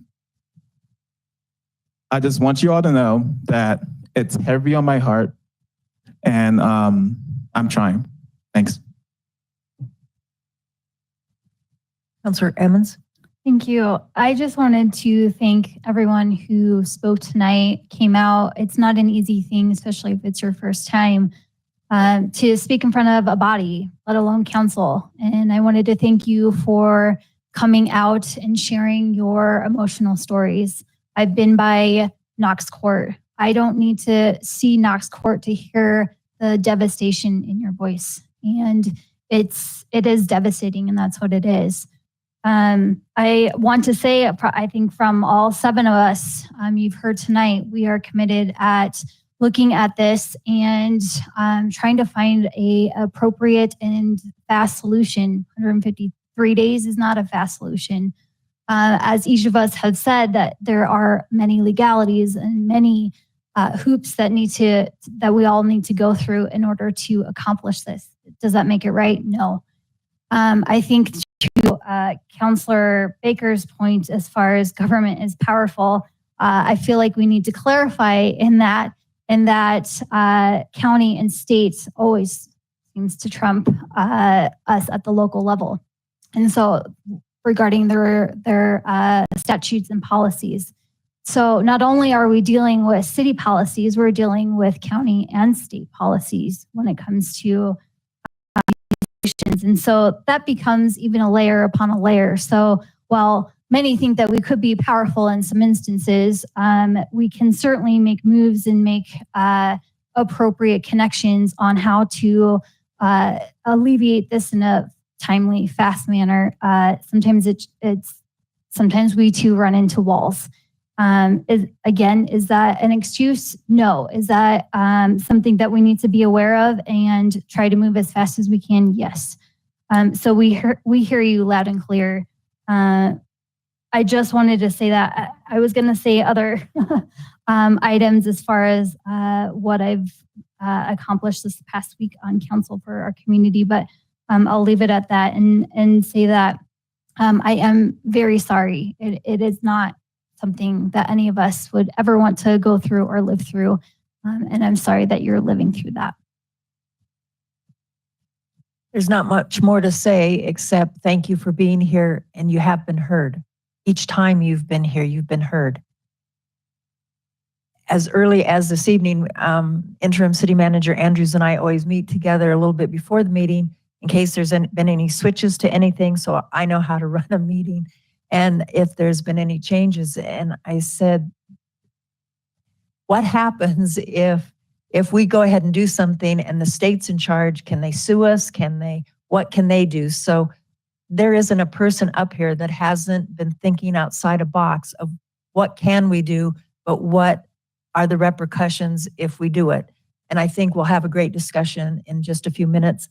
I have been asked for a quick break before we get into those interesting conversations. So let's break for 2-3 minutes and be right back.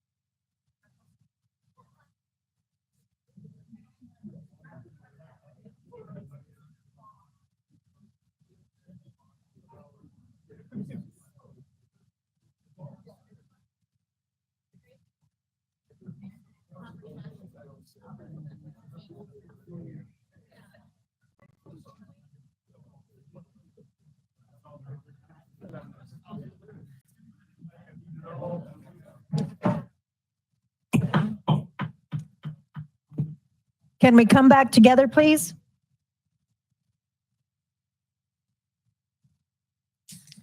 The only other update I have is on the recruitment for city manager. Tomorrow from 4 to 5, there is a meet and greet for the public to meet these candidates and ask questions that you might have.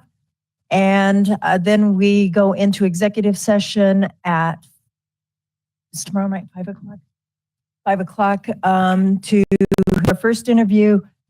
On Wednesday, we have all employees are invited to meet the candidates, and that's at 8 in the morning. And then we have 2 interviews that evening. Thursday night, we want to sleep on everything, and Thursday night at 8 p.m. because of schedules, that is when we'll get together to see where we're at. So that is the next steps in city manager recruitment. That brings us to consent agenda.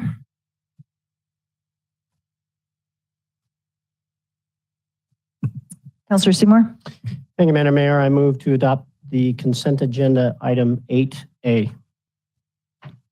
Councilor Emmons. Second. It's been moved and seconded to pass agenda item 8A. Is there any further discussion? Roll call, please. Councilor Baker. Yes. Mayor Pro Tem Demott. Yes. Councilor Emmons. Yes. Councilor Azadi. Yes. Mayor McNally. Yes. Councilor Nermella. Yes. And Councilor Seymour. Yes. The motion passes on a 7-0 vote. That brings us to item 10A. We will hold a public hearing on the creation of the Foster Farm Business Improvement District and receive public comments. City Manager Andrews, do we have a staff report? I don't believe so. Mayor, Stephanie Troller will join us at the podium, give an introduction. Welcome. Thank you, Madam Mayor, Mayor Pro Tem, Council. Before we get started with our presentation today, I just want to call a few things into public record. One, I believe you were in receipt of a letter of support from the Chamber of Commerce. Also, per state statute, City Clerk's office did post in the Westminster window and also sent a mailing of this notice to all property owners in the district boundary. Also with me today to help answer questions is outside legal counsel Dee Weiser. And I would like to call to the podium Brock Chapman. He is going to, and can I also ask to pull up the presentation? Thank you. Let me call Brock Chapman up. He is the lead on this project in the development team, and he's going to give a brief presentation for you guys to receive today. Thank you. Welcome.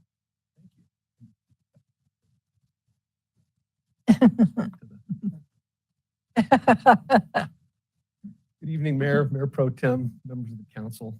For the record, my name is Brock Chapman. I'm with Shuck Chapman Companies. Address is 2 North Cascade Avenue, Suite 1280, and that's Colorado Springs 80903.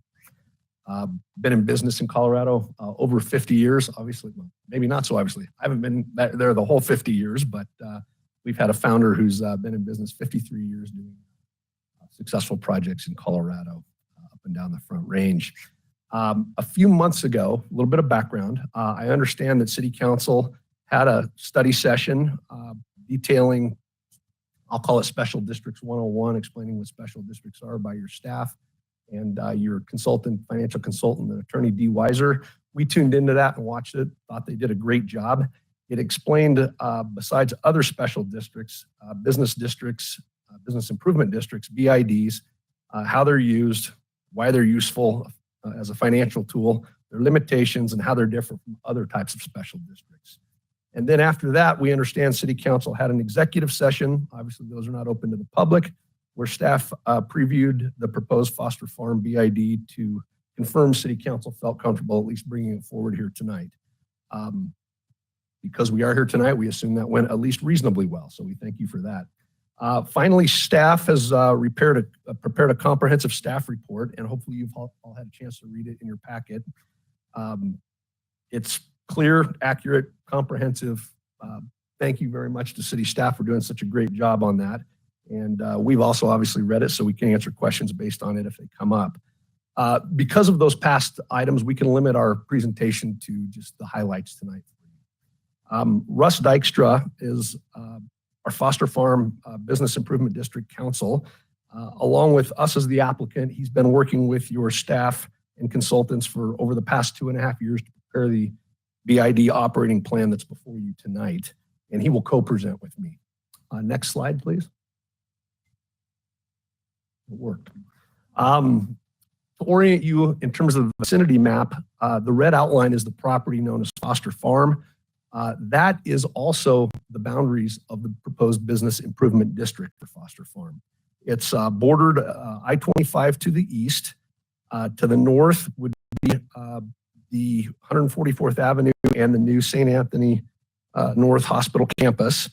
To the south is 138th Avenue, and to the west is Huron Street. There is a Lowe's retail center that's in the southeast corner of our property, but it is not included as part of the district, nor is it part of our property. So that's excluded, even though it looks like it fits nicely in there. Next slide, please. Zooming in a bit more, this is the property closer up. What you see here is just taken from your current comprehensive plan, showing the allowable uses in the comprehensive plan for the property. We're not going to get into land uses or any of that tonight. That would be inappropriate, but it does show what's already there as allowable, as the red is the retail commercial area, and the purple is currently and will remain with the comp plan and our proposals, office R&D high density. Next slide, please. Oh, no, don't go on yet. Did I catch you? One thing to point out, we'll come back to later. The city in past years has already installed Orchard Parkway through the middle of the property. That exists there today, and the city did that improvement years ago. Also, in the light blue along I-25 to the east is a major detention pond, drainage facility, regional storm sewer, drainage and detention, and lots of improvements, as well as along the north boundary of the Lowe's development property that's not part of our project and south of our property in purple is some additional stormwater improvements as well as some trail connectivity there. So that's important. We'll come back to that in a moment because this project will be reimbursing the city for several $1 million for those past improvements that cannot otherwise be reimbursed.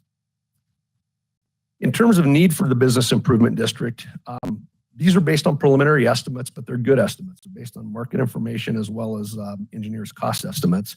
The commercial retail project for the whole property will be a significant community investment that at build out is estimated to be almost $385 million in total cost market value for all the buildings once built out using, again, your zoning code standards, again, estimates.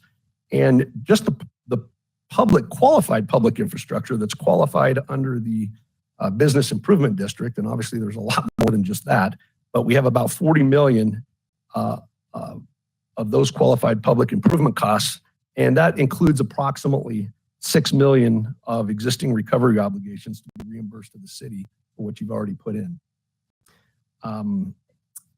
Business improvement districts do provide the most efficient, most cost-effective financing of major public infrastructure improvements of pretty much any other development method out there for financing. It enhances funding capabilities and lowers the cost of public improvements compared to most other commercial alternatives. If we need to get into why, I'm happy to come back to that. Just double tax exempt financing is the answer to that. This is a very large, complex, multi-phase, multi-year mixed-use, fully commercial project requiring significant upfront infrastructure, even at the earliest phases of the project. I'm going to introduce Russ at this time, and I'll let him introduce himself. Welcome. Good evening, Mayor Pro Tem, councilors. Russ Dykstra, 1700 Lincoln Street, Denver, Colorado. Brock did a great job of telling you the why, of why we're here tonight, the project itself. I'd just like to touch briefly on the how we got to this point. We spent, as Brock said, a couple of years looking into this property and how best to finance the extensive public improvements that would be required. We were very cognizant of the city's policy. We didn't look just at the technicalities of your policy. We looked at the background and the intent and the concerns that were reflected in that policy to try to come up with a tool that met your policy and your intents while still helping to facilitate our financing needs. We focused in on a business improvement district because of the concerns stated in your policy. Because a business improvement district does not have residents in it. It's limited strictly to the property within its boundaries, and it's a very efficient way for the commercial property to finance the public improvement needs as it goes. And that's what drew us naturally to the BID process. Next slide, please. As far as the benefits of the BID, like we've talked about, it is only for commercial properties. And we've seen it more and more because other jurisdictions are adopting policies similar to yours with similar concerns. And just in the last 10 years, BIDs have become a very prevalent tool in that realm to help facilitate difficult financing projects like this. It does encourage the commercial and economic development within the city. And I think the most significant draw that a lot of jurisdictions have with BIDs is it's not a plug and play. It's not a prove it and forget it type of a situation. Unfortunately or fortunately, however you view it, I'm going to be in front of you every year. Every September and October, we have to submit a new operating plan for subsequent years. And that allows both transparency for you to ask questions. Hey, what's going on? Where are you at in the financing process? What are you doing? And also if circumstances change. We've seen a dramatic change economically in the last 6 months as far as bonding markets and everything else. That gives us a partnership to be able to come back and say, hey, the circumstances have changed. This is where we're at now. How do we move forward from there? So that's a very important tool to allow that transparent interaction with the city staff and council. And the other one unique aspect of a BID is it's the only mechanism in the state statute where commercial property owners actually get to vote in an election. So if a tenant or lessee or a pad owner typically wouldn't get to vote because they're not a natural individual citizen. But under the BID statute, a commercial property owner can designate an elector to interact with the district and have their voice heard and potentially serve on the board as well if they so desire. So that's the how we got to this point. And I'm going to turn it back over to Brock for a little more information. Next slide, please. Russ already talked about that, so let's go one more slide, please. Okay, these are the public improvement costs. It's a breakdown. The details are probably less of concern to you all, but these were prepared by our engineers and these are preliminary cost estimates. The reason I put that up there, I already told you that we need approximately 39 million in total cost to just make the public infrastructure work on this. The note at the bottom is what I wanted you all to see. These costs include the $6 million that this project will reimburse the city for the past work they've put into it and the past improvements made. That's our pro rata share based on your engineering staffs and public works staffs calculations. It was originally $5 million. It was so long ago, we've had escalators since then. So we're on the hook just like everybody else with escalators. Next slide, please.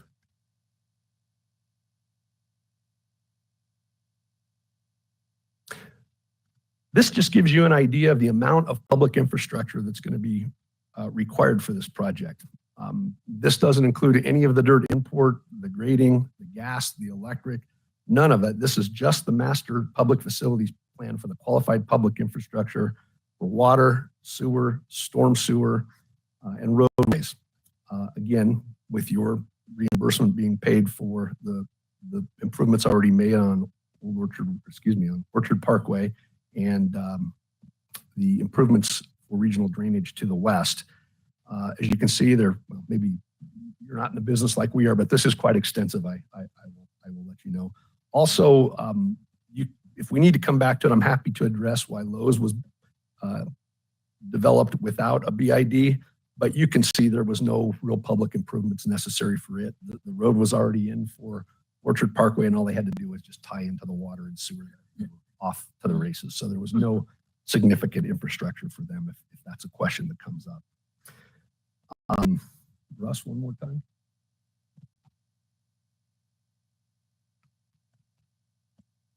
Next slide, please. There we go. So the lawyer has to come up and define the legal parameters of what we're talking about and the maximums related to the BID. Yes, this is a big project. Yes, we are talking about some very large dollar amounts, but as Brock talked about, there's significant improvements. So the BID is also a very focused tool that allows us just to address statutorily what we're allowed as far as water, sewer, storm drainage, things of that nature. So we've talked with staff about what would be an appropriate level of mill levy for this property. And we've settled on the 40 mills overall, which will allow under current market or foreseeable market conditions, as well as reasonableness, the financing capability for this project.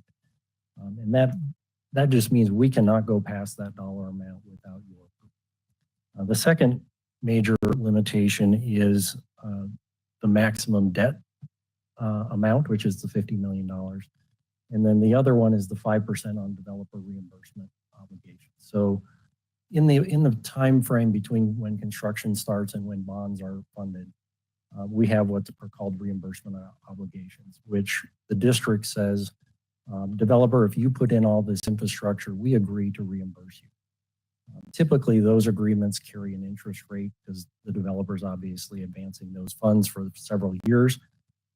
This one is limited at 5%, which in current market conditions is extremely reasonable under the circumstances. The other thing I wanted to point out that's specific to this BID, and we represent BIDs all over the state, is this was very unique that we have to come back to you before we issue any bonds. So we have to provide staff with all of our bond documents, all of the parameters, Mr. Weiser will look those over and make sure that before we go to market with anything, it is in strict compliance with your approval documents. So just another level of assurance we wanted to be able to provide to the city. Thank you.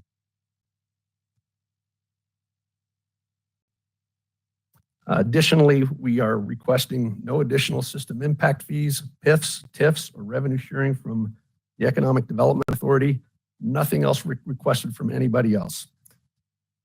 I would also say on the 40 mills that we worked with on your staff and your consultant, financial consultant, Attorney D. Weiser, in your staff report, there is a list of other comparable BIDs throughout the state that and we've narrowed it down to ones that are comparable to this one. And most of those are at 50 mills. We're highly motivated to keep those mills as low as possible because we want to be able to provide a project that works for as many businesses as possible and not put ourselves at a competitive disadvantage. So we need the Goldilocks effect, right? Just enough to pay for the improvements, but no more than that. Next slide, please. Aside from the public improvements, there are about 10 mills, 30 mills for the public improvements. There'll be 10 mills for ongoing open space, operations, maintenance over the years.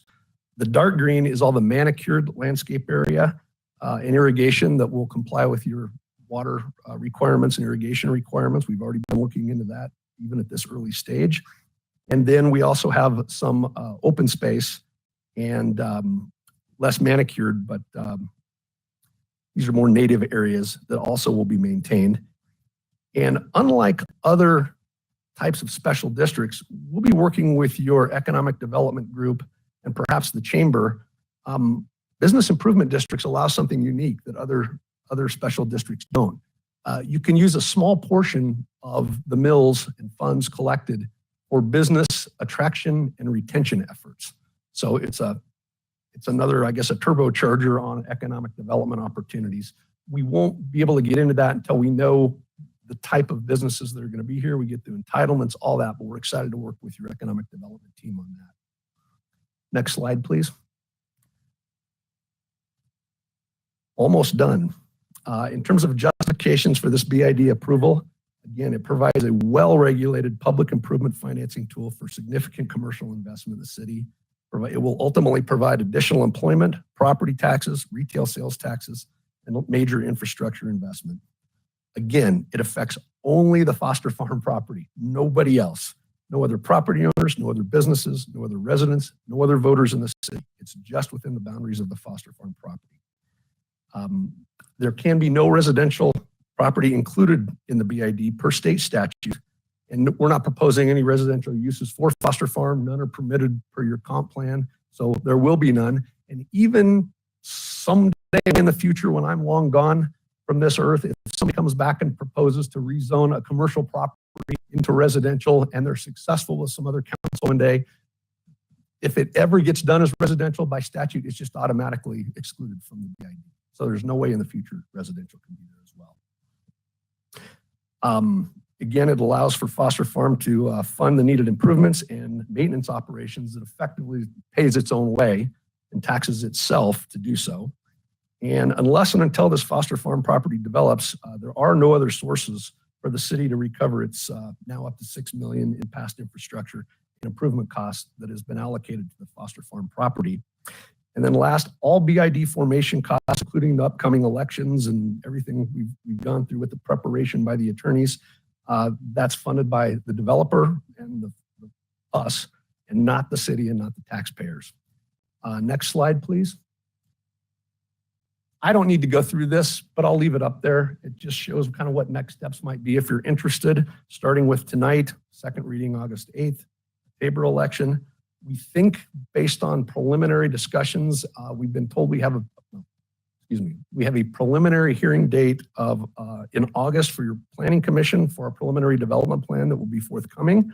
And that I believe that'll put us in front of you. I have September to put us in front of you in October, actually, with the preliminary development plan. So we're not going to allow a lot of time go by the time this is instituted and when we come before you with our land use plan. So it's going to be pretty tight for your consideration by design. Obviously, nothing can be built, developed, no bonds can be issued, no debt can be issued until we receive those PDP approvals. And then there's still a whole nother round of official development plan approvals for each parcel that'll need to come before you as well. So there's a lot more input you're all going to have in the land use process. And then tonight, any approval of this BID, by the way, does not confer any land uses. That's all in your total purview in the future. It'll be coming soon. I thank you for your time and consideration. Would appreciate your vote to support our BID application tonight. And again, public thanks to staff for all their help and support and BYD. Appreciate it. Thank you. Does council have any questions at this time? Councilor Namella? Yes, I have several questions. Can you tell me, if you didn't have this BID, how would this be funded? It's not feasible, and you don't have to take my word for it. I think you can look at history and some common sense here. We've had the largest economic expansion in real estate in modern history in the past 10 years. This is what we call Main and Main, I-25 and 136th and 144th. Everything's pretty much building up around it. This has been under contract with 4 other developers who tried to figure out a way to make it work.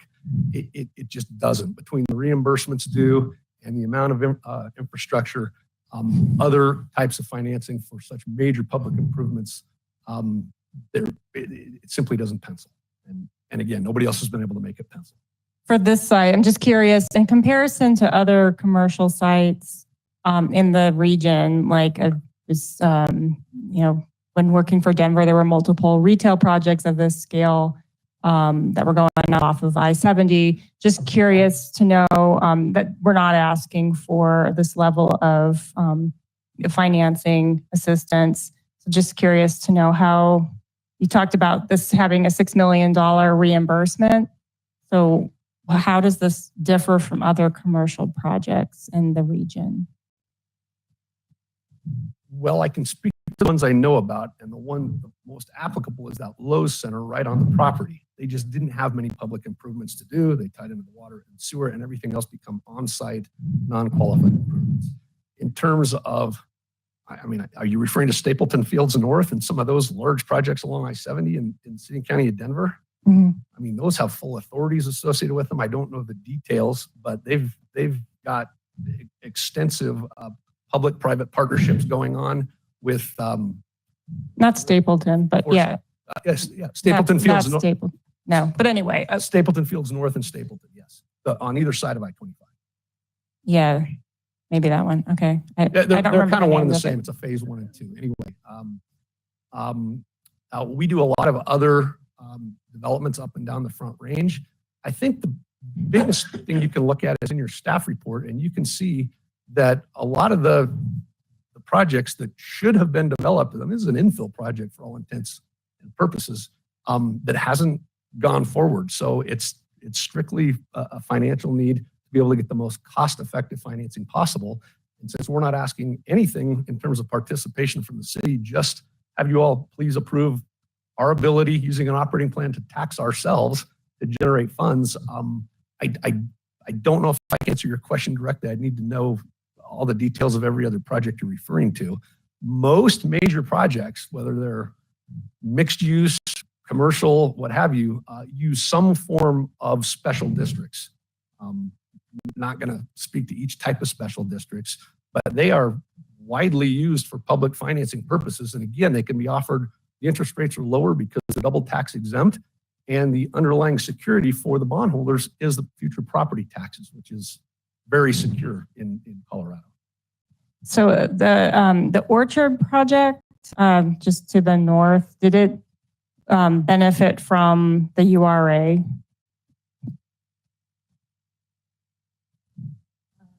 That was, I would actually ask Bob Byerhoff to answer that one. I believe there was a URA on that property, but it is, again, to Mr. Chapman's point, they're 2 different funding sources, so it's not comparing apples to apples. Right. I'm just trying to get, kind of help us all understand, how does commercial development happen in Westminster and in the region?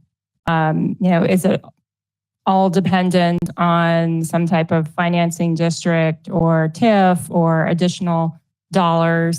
Or Yeah, does it- I would say generally speaking, yes, any large development like that is going to require some sort of public financing tool. They're all a little bit different. And I think what's unique about this one is that the developer is electing to self-tax and to self-finance this project, reducing the liability to the city. Okay, and then back for the developer, what kind of equity are you bringing into this project? Russ, he wants to answer your previous question. Oh, okay. Yeah, if I could, and we've, like I referenced, we've got projects up and down, and the list that we provided to staff for their report as that comparison document. We purposely drew them from all over the state, from Silverthorne to Timnath to Colorado Springs, Aurora, just so to give a variety of different approaches throughout the state and the Front Range. And of the projects that I'm aware of that are significant commercial undertakings like this project, there always is some sort of participation and partnership with the jurisdiction, be it the URA, through the TIF revenues, which we did explore, but it just wasn't legally feasible. A PIF, which is a public improvement fee, that's a separate type of a covenant privately. We avoided that because we wanted to keep this as straightforward and clean as we could for the city. So yes, I would be surprised if there are any significant retail developments that either Mr. Weiser or anyone could come up with that haven't used some sort of public participation. And it's important to understand, and I think this leads into your next question as far as the equity.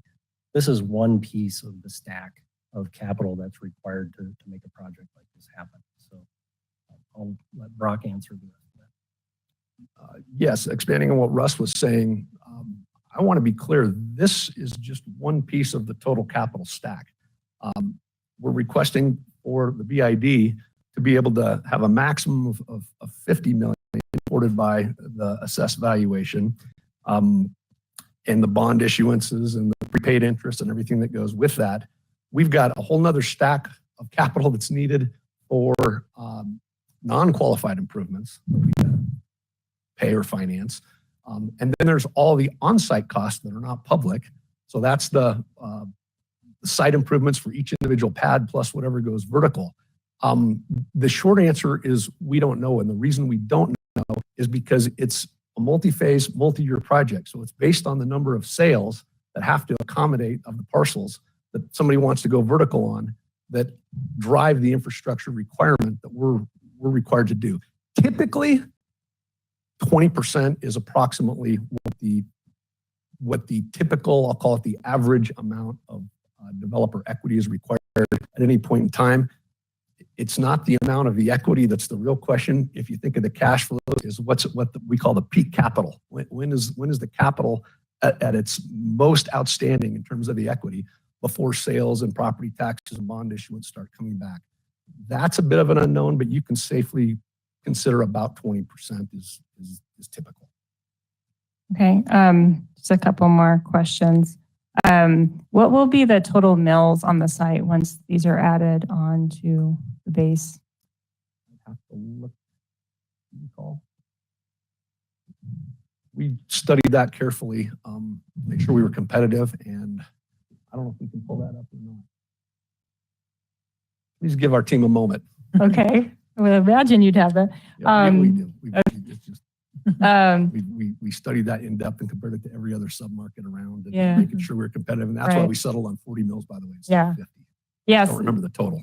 So with respect to being able to attract employers, would there be the ability to reduce the mills by some type of agreement with certain businesses for a certain time in case you wanted to? I don't think we can reduce the mills, but or rebate them or something. Well, what you can do is these are just examples, but you could work with a company locating a campus there to using an eco pass for light rail, or provide gym memberships. It's pretty broad in what you can do. You can provide weekend events, farmers markets, job fairs,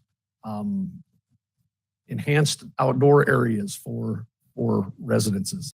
not residences, businesses. So I don't believe we can absolutely reduce the mills per statute, but we can get creative to serve every business's need and how that's best utilized. But that takes a lot of work with the businesses, with economic development, with the chamber to kind of customize. It doesn't do any good for an eco-pass if nobody's riding the light rail or doesn't come down up far enough. Okay, and my last line of questioning is about the board composition. So right now it's comprised solely of the development team, and you had mentioned earlier in your presentation that potentially other businesses could be added on. In the staff report, it also mentioned that sometimes city council members serve as the board. I'm just kind of curious as to why you landed on that particular composition, and then how would people be added in? I can tell you about the composition, and then Russ can go through the mechanics. Because this BID only encompasses the Foster Farm property, we're the only owners and legal interest voters of the property now. When other businesses come in, they will then have a legal interest in the property and can become voters and eligible to serve on the board. Also, because this is only the Foster Farm property and no other, and the bond issuances and the improvements and everything associated with this BID will ultimately be driven by the sales process, who locates there, and the timing of when those improvements are going to be needed. And we're not asking for money from anybody else. Those are driven almost exclusively by the success or timing of the project, which we're the developer, so we know when those are going to occur. Now, if you're volunteering to sit on the board, we'll make a spot for you. It's a lot of accounting, a lot of authorizations for payments, bond issuances, all that stuff. But typically, if you want more transparency than what BIDs already give you, which is a lot more than any other special district with the annual budgets and reports and all that, and working with your staff, we would be happy to reserve a seat for one of the council members to serve. In the beginning, there won't be much at all because we'll be going through entitlements and it'll be just a nominal budget. Once it gets going, it's a big commitment though. It's a lot of work. So we're not opposed to having a council member sit on the board. It just doesn't seem to make sense because there's nothing beyond the project in this particular case. Okay. And I'm told we meet at 7 a.m. on Wednesdays. Okay, so the only thing I would say, just in looking at your site plan too, is I would hope that there's a little bit more connectivity. Not seeing a ton. So within and to the Lowe's area and just east-west. So that's something maybe you can improve upon. We want as much connectivity as possible. We're limited by traffic studies and staff reviews and existing utilities. And if anybody has a contact over at the Bull Canal and Frico, we would love to be able to figure out how to communicate with them a little better. So in all honesty, that ditch is a major challenge. We've got to relocate the entire ditch to make the project viable. And they're a pretty tough group in terms of reasonableness. So that's part of the connectivity issue we're dealing with, and we're doing our best. And your map doesn't show you do have a through street on the north side, because I use it to get to the community gardens at St. A's. Okay, well, we'll look at our site plan again. That might be on the property to the north. Yeah, so it might be just a smidge off our property, but there's a lot of connectivity through there. And we continue there's to work. cutouts and everything. Yeah, we continue to work with staff about what's needed on Huron and what's needed. And it's not just the connectivity, it's the type of turning movements and AM peak hour traffic. So we're doing our best because we want as much connectivity as possible as guidelines will permit. All right, thank you.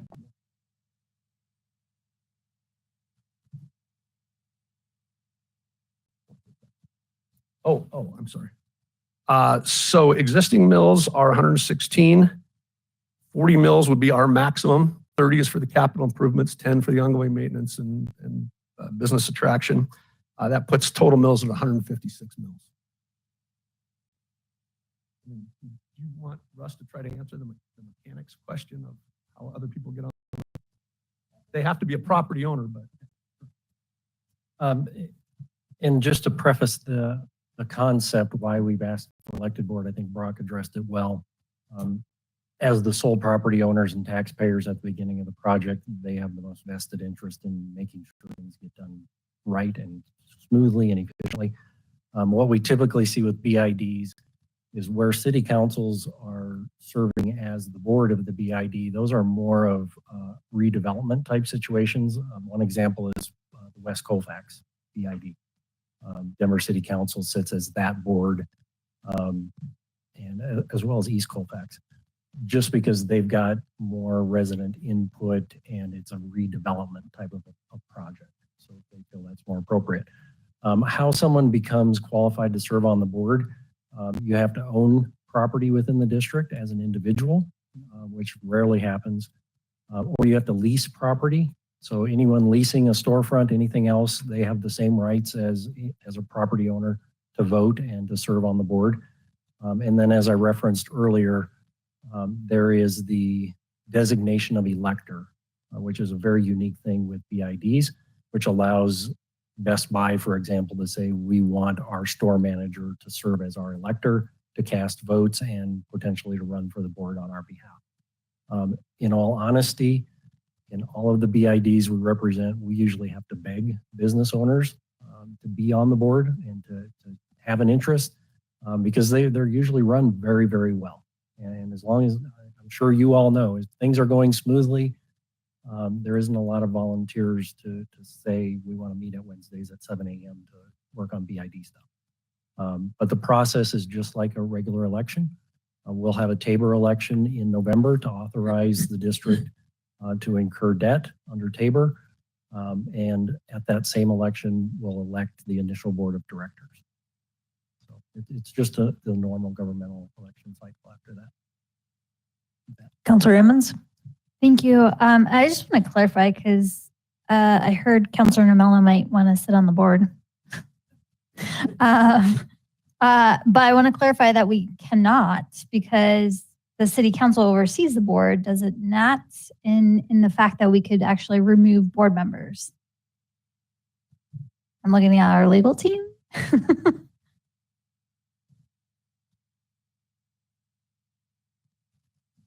Good evening, Mr. Weiser. Mayor, members of council, D. Weiser, the Butler Snow. And you're right, the only way that any of you could serve on this board is if you were elected. So you'd have to come into ownership or be a tenant, and then you'd have to run for election. Of course, you're good at running campaigns, but you would have to do that. Your control here is really because as city council, you are reviewing the operating plan and budget every year. And so you have a lot of control over this.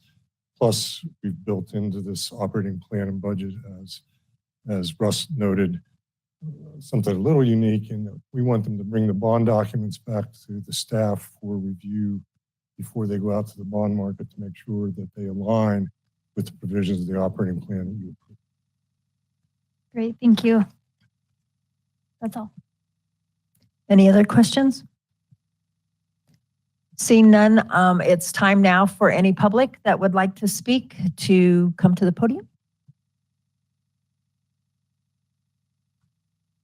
Seeing none, is there anything else from the city?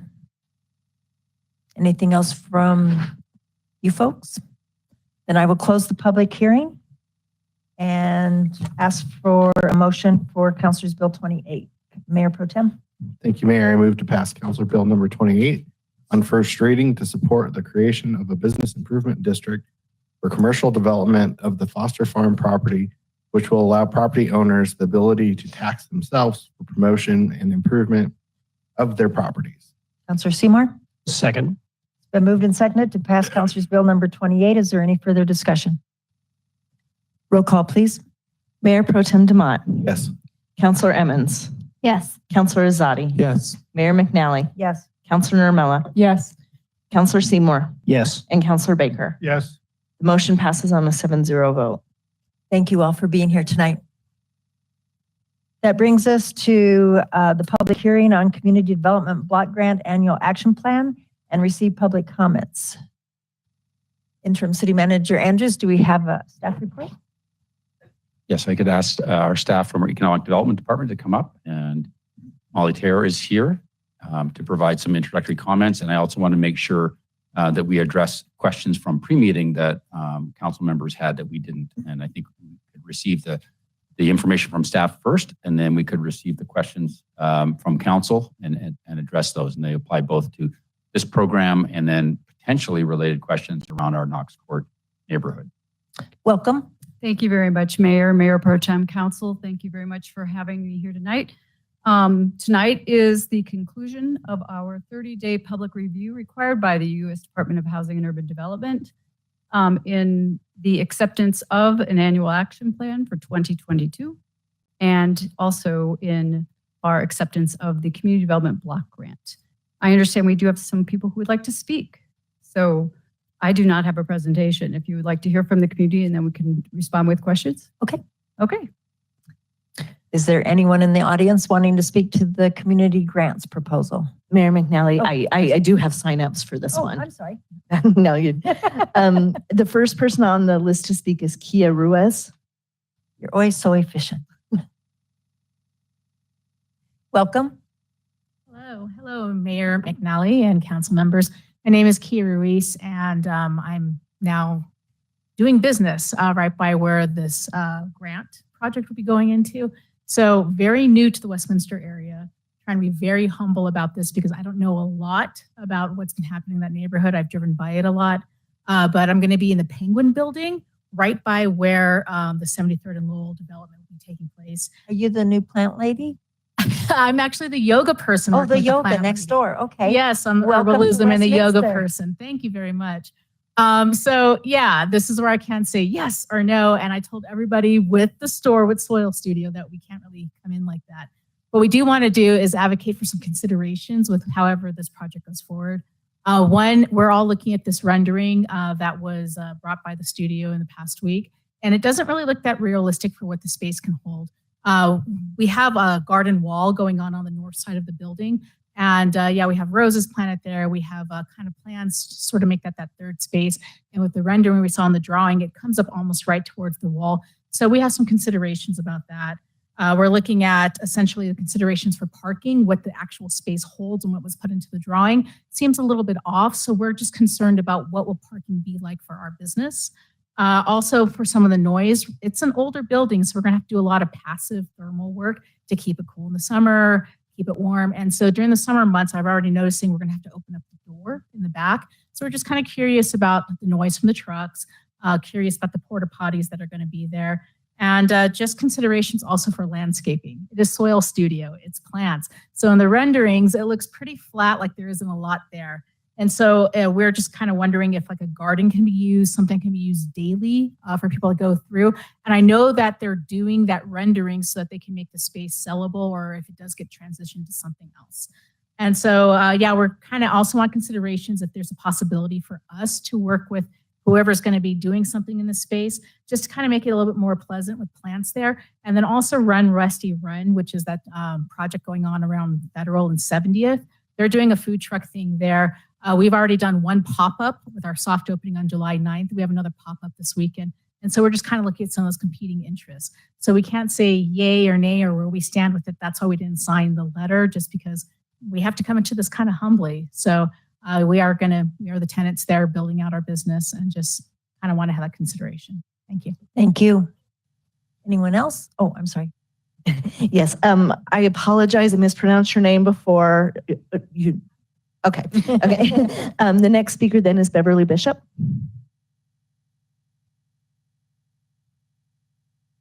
Welcome.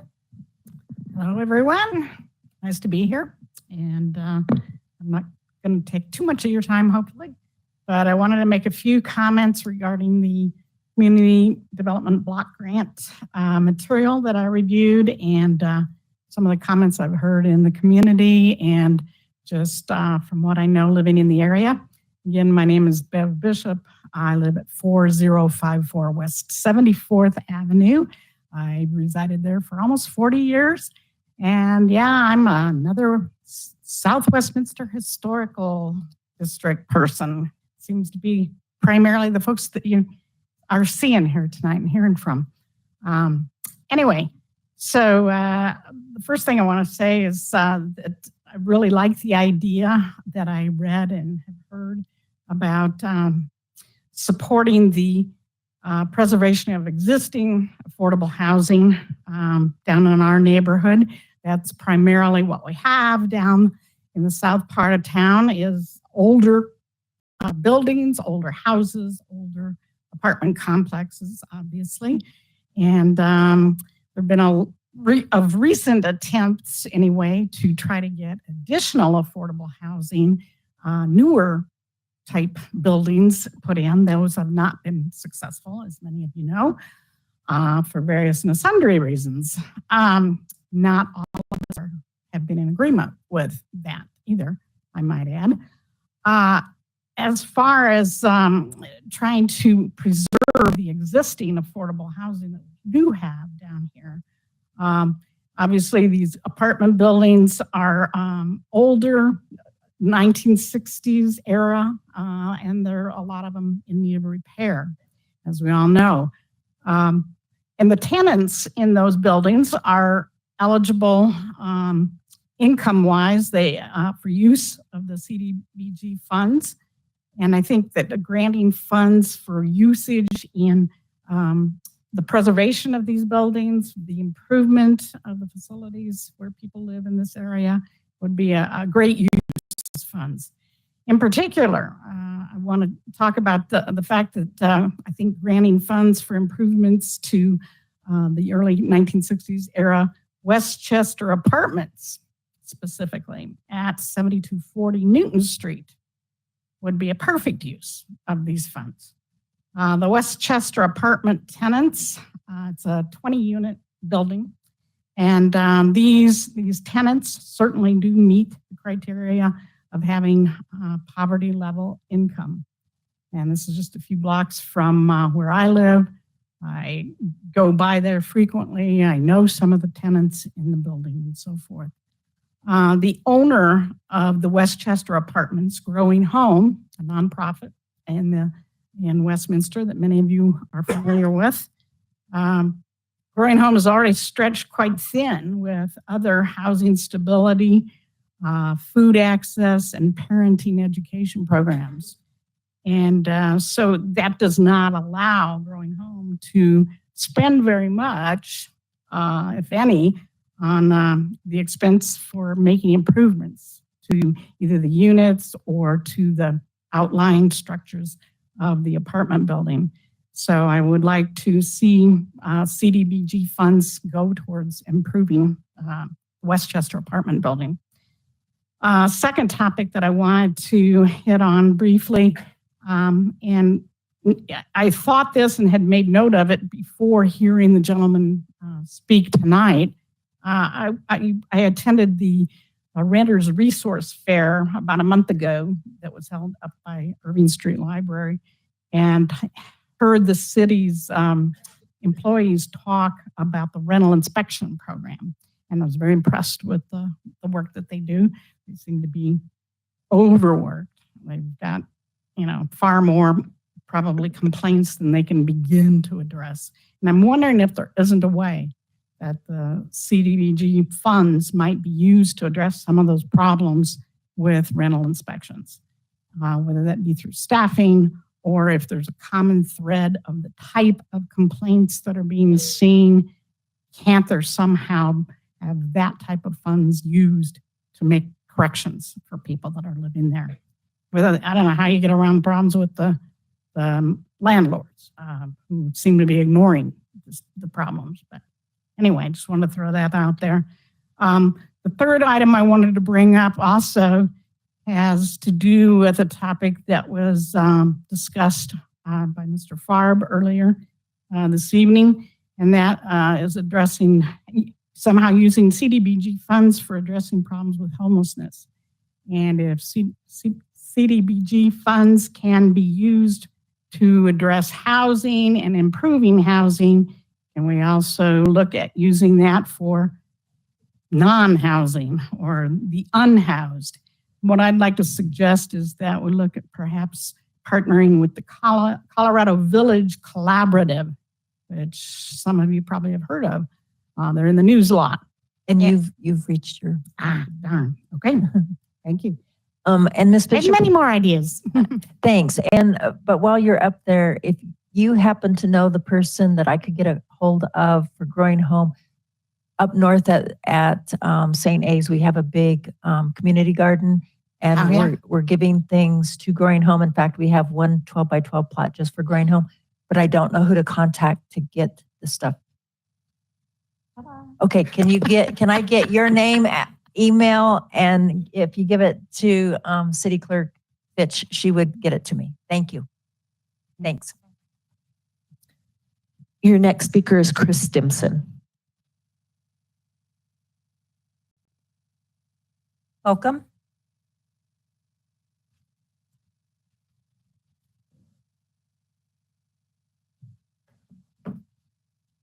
Since you don't have it, I do. Madam Mayor, Mayor Pro Tem, City Councillors and staff. Yes, the request was made for alternative or additional ideas for use of the CDBG funds. I start by acknowledging that the grant comes through the auspices of HUD, and that the city has provided HUD with a 5-year plan in this context. Thus, that the use of the grant money may be tied solely to housing efforts. However, the language in that document speaks of programs and projects that benefit low and medium income residents, not strictly housing necessarily.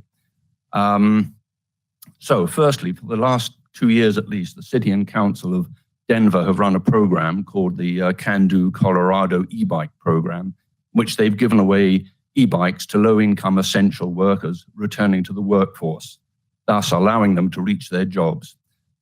E-bikes, if you don't know, bicycles with rechargeable batteries that can be pedaled or powered for a range of about 25 miles, advertised costs $1,000 plus or minus. The 2021 program was very, very popular. It was funded in partnership between City and Council of Denver, Colorado Energy Office, and the Regional Air Quality Council. A total of 7 organizations were awarded grants as part of this program, from Denver to Durango, Fort Collins, Pueblo, and Boulder. Westminster was not one of the communities so awarded.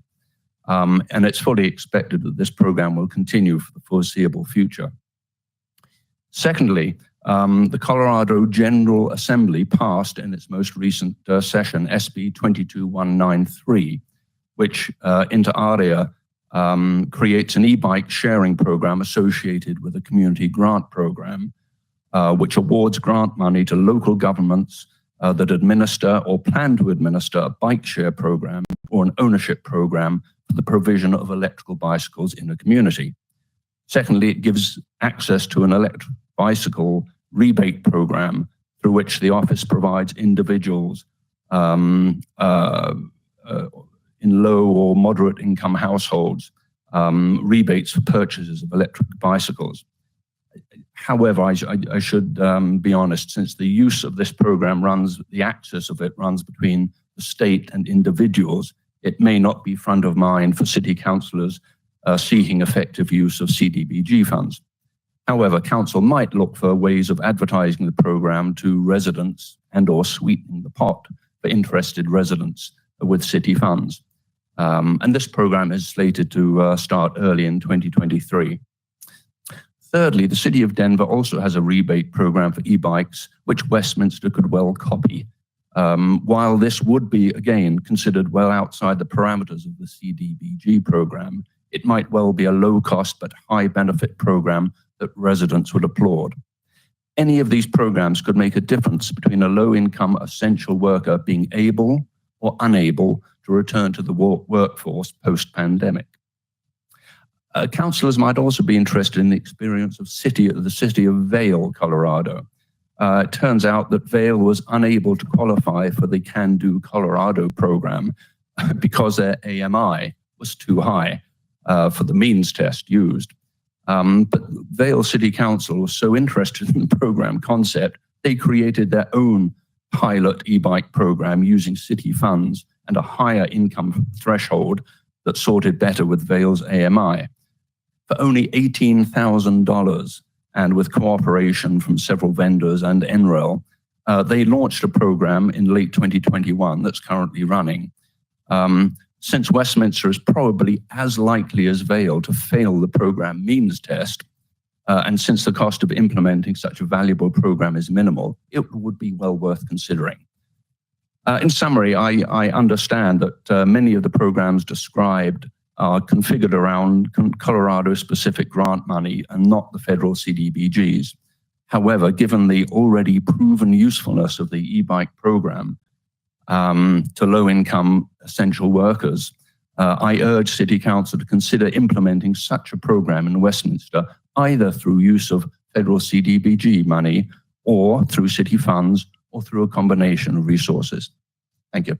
Thank you. The next speaker is Whitney Leeds.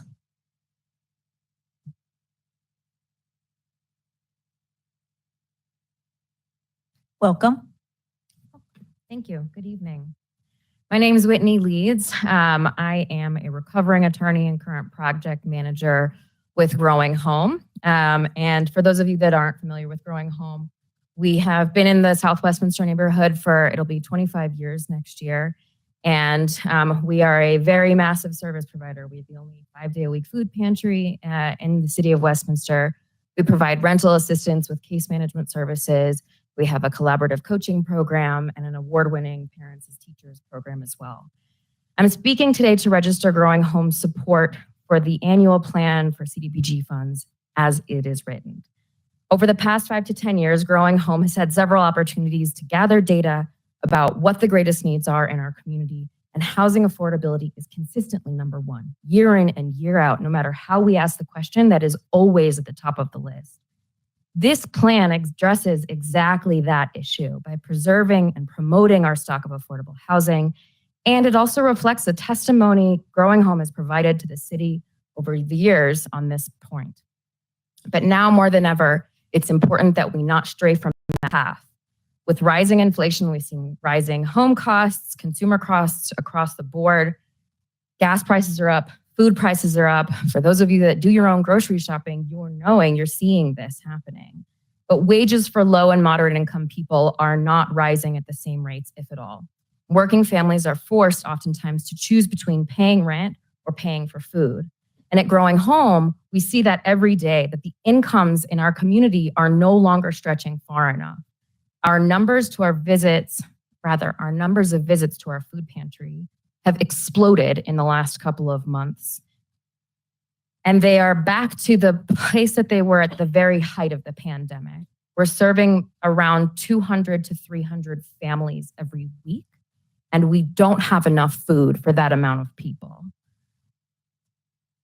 Just in the last month, our applications for rental assistance have tripled over the previous month. These are working people in our community, our friends and neighbors who cannot afford to pay rent and cannot afford food in shocking numbers. At Growing Home, we see this every day. Being insecure in one's housing creates a domino effect on the whole rest of your life. When your housing is unaffordable and unsafe, you stress out. It makes you perform more poorly at work, since sometimes you bring home less income. That stress can cause medical issues like hypertension and heart disease, which can put you more into debt. When you stress out, your kids stress out, they don't do as well in school, they act out. Being insecure in our housing impacts every single area of our lives. And that's why HUD created the Cdbg program, right? Because they know the vital need for safe and affordable housing, and with the understanding that local governments know their communities better than the federal government does. And that's certainly true of our city staff. Our city staff are true public servants. They have worked hard for years to get to the bottom of what's really needed for us to see a strong and resilient Westminster. And speaking for Growing Home, we honor and respect and applaud and are very deeply grateful for the work that our city staff has done to accomplish and create a truly meaningful annual plan for these Cdbg funds that incorporates all of this research over time. So we urge you to approve the annual plan as is, with a strong focus on preserving existing affordable housing and supporting a regional housing navigation center. Thank you. Thank you. And the final speaker we have on our list is Gary Shea.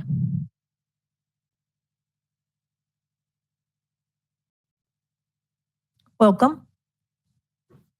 Thank you, Mayor. Mayor Pro Tem, council members, thank you so much for the opportunity to speak this evening. I followed the Cdbg program for a long, long time, and the city staff has done a great job allocating money to these much needed programs. Growing Home in particular, fantastic organization that's down and really benefits the community down in our neighborhood down there. So I strongly support the agenda item before you this evening. I think this is the right thing to do with this money. It goes to so many great programs and organizations that have benefited down in that area down there. In regards to the proposal that the young lady spoke about this evening too, I'm sure that you probably got the update. We sent out another letter of support. You probably received another 75 names in support of this project moving forward. I do apologize. I wasn't able to introduce myself or meet the young lady. It's a lieutenant in the building. I want to assure you that those preliminary drawings that you saw are just that, very, very preliminary, just right out of the box, what we could think of. And so we want to be very sensitive to the owners and the tenants of the Penguin Building as we move forward. So there's a lot of excitement and energy down in the neighborhood there. I want to also mention that I was fortunate to meet with the new Economic Development Director, Lindsay Kimball, a few weeks back. Very positive conversation. I think that you've got the very right person in the job there as far as helping us down in our community down there. So the staff has done a great job too. In fact, there's a community meeting that's going to be scheduled right now for August 4th at the Irving Street Library, where we'll just start a kickoff and start to really brainstorm on a lot of these ideas. So thank you again for the opportunity to speak this evening, and I do support your agenda item. Thank you. That's it? That's all that's on my list. Is there anything else from staff? Mayor Pro Tem and Council, I do not have anything else specific to say, except that I hope that you will accept the 2022 AAP and approve the CDBG grant funds. As we have heard tonight from some of our presenters, we seem to have our 30-day review in our project design process a little off season, but it always comes together. So the preservation program that was spoken to by Growing Home and Bev Bishop came from another set of comments at another AAP. So we just keep investing and iterating and making it better. That's it for me. Council questions? Councilor Baker? Yes, I had hoped to pursue this pre-meeting, but there wasn't the time for that. So in the email that I had sent out earlier, could we address the issue of, well, I would like to use the CDBG funds differently. I noticed that from the public comment in the 30-day thing, we made 0 changes to our, so whatever public comments there were had no impact on how we desired to spend these funds, correct? I was trying to say it, and I might not have been as eloquent as I would have liked. When we have our public comment about what we have in our plan, we analyze and look at, did we put our investments in the right place for this year? What we did also hear is that we have some needs that have been identified, and we have some projects that we need to work on as a result of 73rd Lowell being held as a federal property, and we're going to move forward getting those ready to go. But I've not changed our allocated budget today. Okay, that's what I asked. Thank you. Thank you. And so I wanted to explore a different use for those funds. But of course, there are all kinds of strings attached to those funds. Plus, of course, the use that I have in mind, there may be obstacles to that. From the information that I had, I gathered that the largest obstacle is the money. Because it was my understanding back in May of this year both the Colorado Department of Public Health and the owners of the property and the general contractor, qualified general contractor, had an approved plan. And that was back in May. So was that a misunderstanding on my part, or did they have an approved plan? Hello, Councilor Baker. Thank you, Mayor Pro Tem Council, Eric Otzelberger, Operations Manager for Community Development. And it's great to see many neighbors here this evening. I know we spent several hours back. It was April 20th. And we are here 3 months later, not where we were hoping to be. So to answer your question, there was, through the variety of layered property interests, bidding was done, 3 bids were received, a contractor was selected, low bid awarded.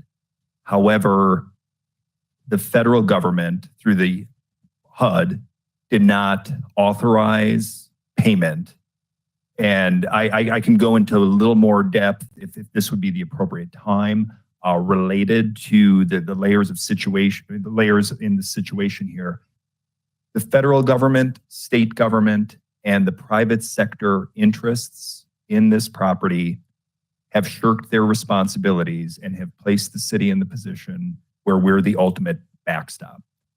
Asbestos abatement in the state, through state law, through regulation by the Colorado Department of Public Health and Environment, CDPHE, is a slow process. Literally today, as I was driving by the Pizza Hut on Sheridan, that I think many of you are familiar with, when did that fire happen?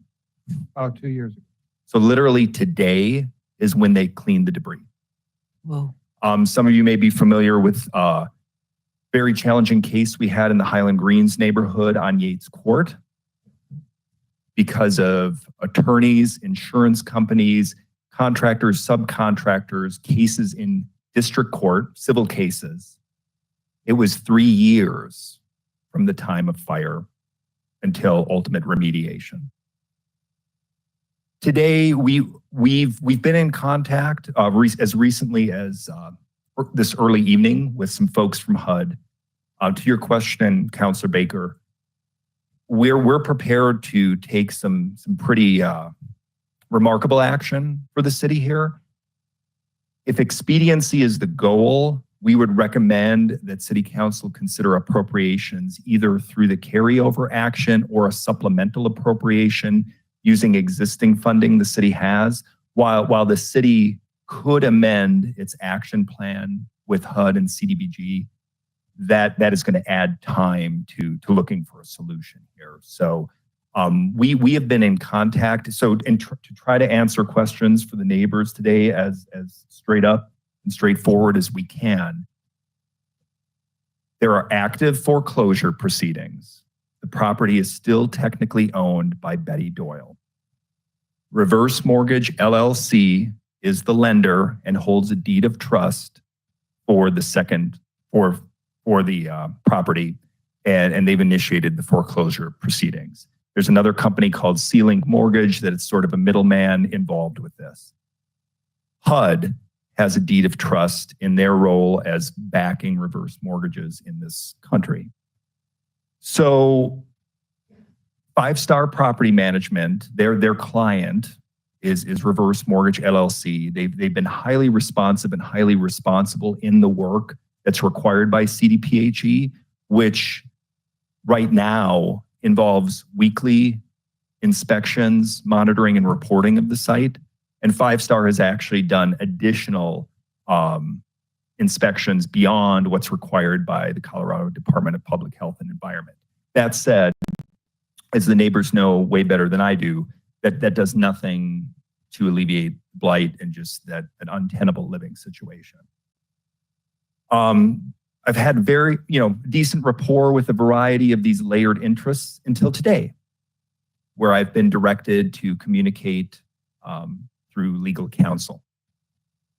So what I would propose here this evening for council's consideration in relation to this agenda item and perhaps this might warrant its own study session in the very near future.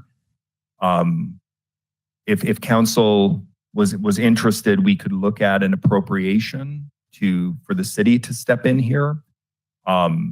Because there has been a bidding process through the private sector party, and on the record, the low bid is $315,000. The other two bids are north of $400,000. Technically, council would have to look at a sole source contract to move forward. We would try as staff to negotiate and work on a cooperative agreement with the various parties.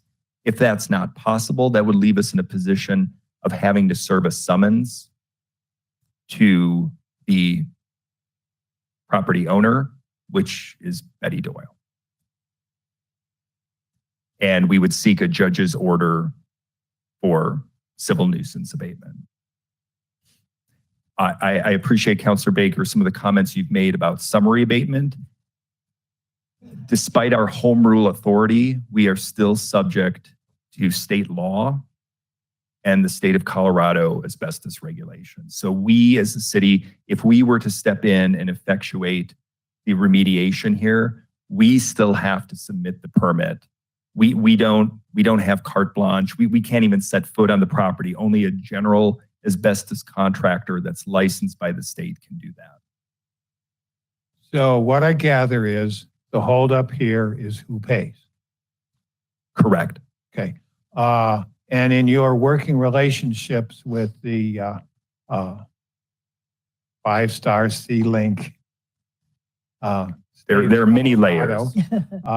Have you sensed a willingness on their part that if we were to guarantee that they could then approve the moving ahead with this cleanup? Because it seems like with the state of Colorado and the contractor, all they need is a check.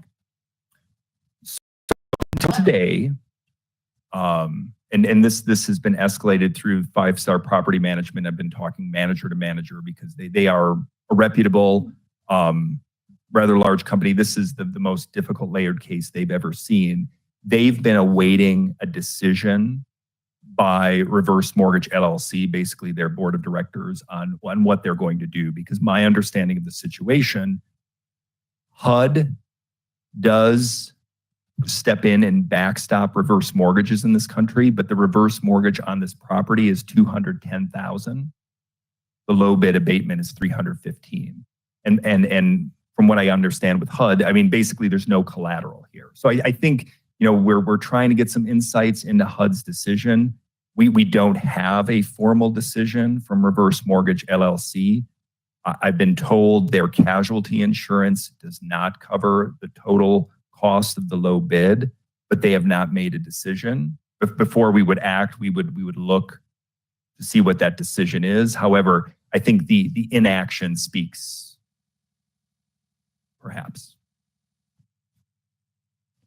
So in your opinion, what is our best case path of action and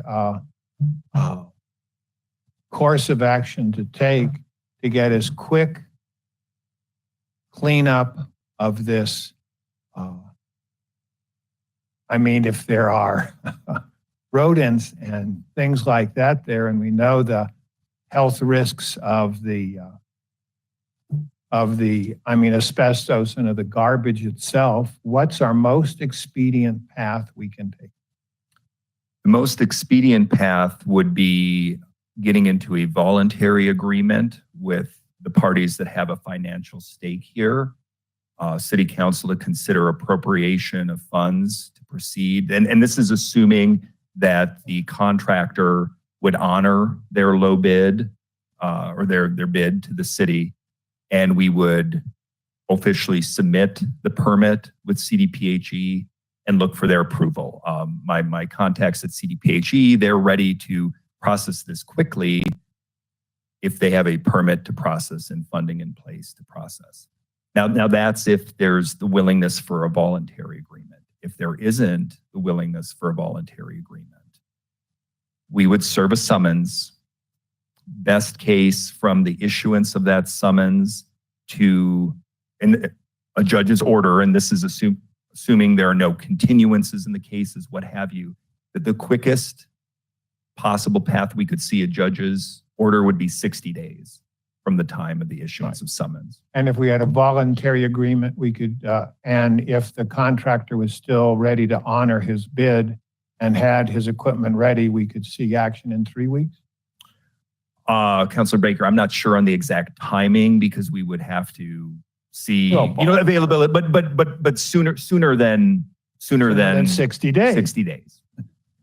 Okay. So then my next question, goes to is, do we have the discretion under our Cdbg grant plan? Because we have a 5-year plan, and in that plan, it's mandates one of our tasks is to preserve and expand affordable housing. And of course, for the people who live in that neighborhood, most of them, that is their affordable housing. So do we have the authority under our 5-year plan, where this is our goal, to reassign the $500,000 of grant money to this project? Thank you, Lindsay Manuel, Director of Economic Development. Thank you for your question, Councilor Baker. And welcome. Thank you. I think it sounds very much to me, and of course from the comments tonight, that expediency is the primary goal. And I would just advise any change.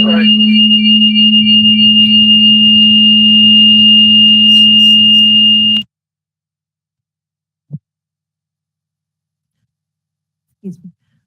Any changes to our consolidated plan, we'd have to go through that HUD process, which at a minimum would be 3 to 4 months to get this new project instituted. And in addition to that, because obviously there's an environmental cleanup, we would have those extra layers applied to us of federal cleanup levels. We'd have to have a remediation plan in place before they'd allow us to spend any money and before they'd allow us to change our plan. So that also, we can back up the time to create that plan and get someone who is federally approved and also follows the federal regulations, is registered with the feds to do that sort of remediation work. It might not be the same person that has already done the quote. So I hear the need for expediency, and I just want to caution that CDBG using this funding source, I would guess would probably take at least 6 to 8 months to get in the posture to even be able to submit the appropriate information to HUD, and then you're still at the mercy of them approving the project. And we would also have to take ownership, so we'd have to spend money to purchase the property. And as you heard, there seems to be all these layers swirling around it for ownership and so forth. So I would just respectfully recommend, if there's an easier, faster pot of money, to use that. And we've already among council talked about that alternative that we could do later on this evening.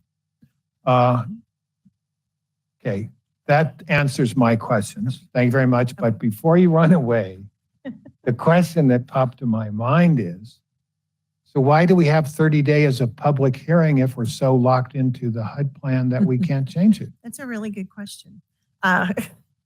So the annual action plan, of course, is built off of information. It's this progressive, and as Molly said very eloquently, it's an iterative, growing, evolving process, but rooted in that consolidated plan that was crafted in 2020. So we're in that process. So we are allowed to put things in our action plan as long as they're referenced already in the consolidated plan. So you do have movement as long as you're within those goals that you have stated in the consolidated plan. So things can be adjusted as long as they can fall into that. And of course, you always can do an amendment process. For example, the 73rd and Lowell project that's been proposed by the neighborhood. We believe we've talked to HUD, we would need to do an amendment. That's fine. There's a process for that and we can follow it. It just takes time because it's a HUD process, of course. So again, that's like a 3-month process, but we aren't waiting. We're going to be meeting, as you heard from Mr. Shea, we're meeting with the community on August 4th to start the ball rolling. There's all kinds of things that we can do simultaneously while we're in the process of amending. And also I wanted to note that we are going to be coming back to you at the end of September to tell you about the status of 73rd and Lowell and the cloud that's hanging over it right now, which is that 1.8 million of HUD money that the city has already spent. That, right now, what might need to be repaid, but we are negotiating with HUD to negotiate that number down, hopefully to zero. We're getting really good traction, and they've been very good partners. So we are going to bring that to you as well. But like I said, there's many processes that can move simultaneously, and we're not going to let moss grow. We're meeting immediately with the community, so we are taking those comments and we're putting them into action. Very good. Thank you. You're welcome. I have no further questions. To go along with what Mr. Baker just said, that was one of my questions. Why don't we do the public piece in January so we have more time? Otherwise, don't tag it as public input in a way. We need to name it something else because it gives a false, it just angers people. I mean, it just angers people. So I certainly have taken that away from this process, Madam Mayor, that the 30 days required by HUD to review your draft annual action plan is bringing forth an awful lot of need in our community that these dollars might be able to address. And so we need to get our seasons and our timing a little bit better organized, don't we? yeah. I want to go ahead and finish this piece, and with council's indulgence, we will, as soon as we process this piece of the agenda, let's go back to the conversation about Knox Court, because we're in the midst of it, but we need to finish this piece. Do we have anything else for the good of the order for this before I close public hearing? Okay, I will close the public hearing. Oh, sorry, Councilor Izadi, did you have something? Mayor Pro Tem? I was actually going to. Oh, sorry. Go ahead. That's okay. I Sorry, was sorry. going to ask for to do the same thing because when this was brought up, I was concerned about the constraints around CDBG. So the folks back there, stay tuned. Going to move that part of the discussion to another item. The other thing I wanted to say is thank you to the public who came and spoke on the CDBG and the work that's put into it. I will say that you have a pretty glowing review for this plan this time, and we didn't hear a lot of dissent. And so I think that is a testament to the work that's done here. So glad to hear that feedback from the public. And did I close the public hearing? It's 9:10. So do we have a motion? Mayor Pro Tem? Thank you, Mayor. I move to approve the allocation of the Community Development Block Grant funds as set forth in this agenda memorandum for the 2022 program year and authorize staff to submit the 2022 Community Development Block Grant Annual Action Plan to the U.S. Department of Housing and Urban Development, HUD. Councilor Emmons? Second. It's been moved and seconded to pass item 10B2. Is there any further discussion? Roll call, please. Councilor Emmons. Yes. Councilor Azadi. Yes. Mayor McNally. Yes. Councilor Nermella. Yes. Councilor Seymour. Yes. Councilor Baker. No. And Mayor Pro Tem Demott. Yes. The motion passes on a 6-1 vote. Mayor Pro Tem? Thank you, Mayor. I move to pass Councilor Bill number 27 on first reading, providing for supplemental appropriation of funds to the 2022 budget of the Community Development Block Grant Fund. Councilor Emmons? Second. It's been moved and seconded to pass Councilor Bill number 27. Is there any further discussion? Yes, Mr. Baker? I would like to propose an amendment where we, I forgot the wording on this exactly. Mayor Pro Tem, do you remember the wording? I thought we were going to move the amendment to the carryover. Isn't this So the we're carryover? still on No. the last part of never mind. CDBG. Mistake. Roll call, please. Councilor Azadi. Yes. Mayor McNally. Yes. Councilor Nermella. Yes. Councilor Seymour. Yes. Councilor Baker. Mayor Pro Tem Demott. Yes. And Councilor Emmons. Yes. The motion passes on a 7-0 vote. Okay, now procedurally, Mr. Frankel, can we go ahead and go back and talk about Knox Court? Do we need an executive session? What do we need? Thank you, Mayor. I believe that the carryover discussion can include a request to modify the proposed ordinance. Okay. And I have some language that I'm going to email to City Council for consideration. Okay. This might be helpful. Okay. For a motion on an amended first reading. Okay. So next piece is our Councilor's Bill 29 on first reading, amending the appropriations for the 2022 budget. Councilor Seymour. Thank you, Madam Mayor. I move past Councilor Bill number 29 and first read amending the appropriations for the 2022 budget using available carryover funds from the 2021 into the general sales and use tax, general capital improvement, general capital outlay replacement, golf, Walnut Creek, parks, open space and trails, and utility, water and wastewater funds. Mayor Pro Tem. Do we need to do a second before we add the amendment, or can I add the amendment as a Yes. second? Okay, I just emailed City Council, the clerk, and the manager. If procedurally, the cleanest way to amend that motion might be. Is to read this. Oh, what is that? What you were going to suggest? Well, or just to He's offering an amended. make the this for motion that. with the incorporated changes, and that could theoretically be seconded. if Okay, it was so accepted. would you withdraw your first motion? Okay. I offer to withdraw my motion. Okay, it wasn't seconded, so we're good. So would you like to make? Let me get back up here. No, I don't have it. Sorry, thank you. As a new amendment, I passed to amend Councilor Bill number 29 on first reading, amending appropriations for the 2022 budget using available carryover funds from 2021 into the general sales and use tax, general capital improvement, general capital outlay replacement, golf, Walnut Creek, parks, open space and trails, and utility, water and wastewater funds, including $400,000 of unallocated carryover to be utilized for abatement of nuisances. Mayor Pro Tem? Second. It's been moved and seconded to pass the amended Councilor's Bill number 29. On first reading, is there any other discussions, Ms. Emmons? Councilor Emmons? Councilor, yes. Just real quick, so that we're clear on the record exactly what that means, because we're allocating money, but there's still hoops to jump through. So can you just, one more time, we allocate the money. What are the next steps in potential paths so that we're very clear on what those are? Absolutely, Mayor Pro Tem. So the next step will be reaching out to legal counsel for the variety of interests here to see if a voluntary agreement is possible with the city funding asbestos remediation and cleanup of the site. Hopefully that's possible.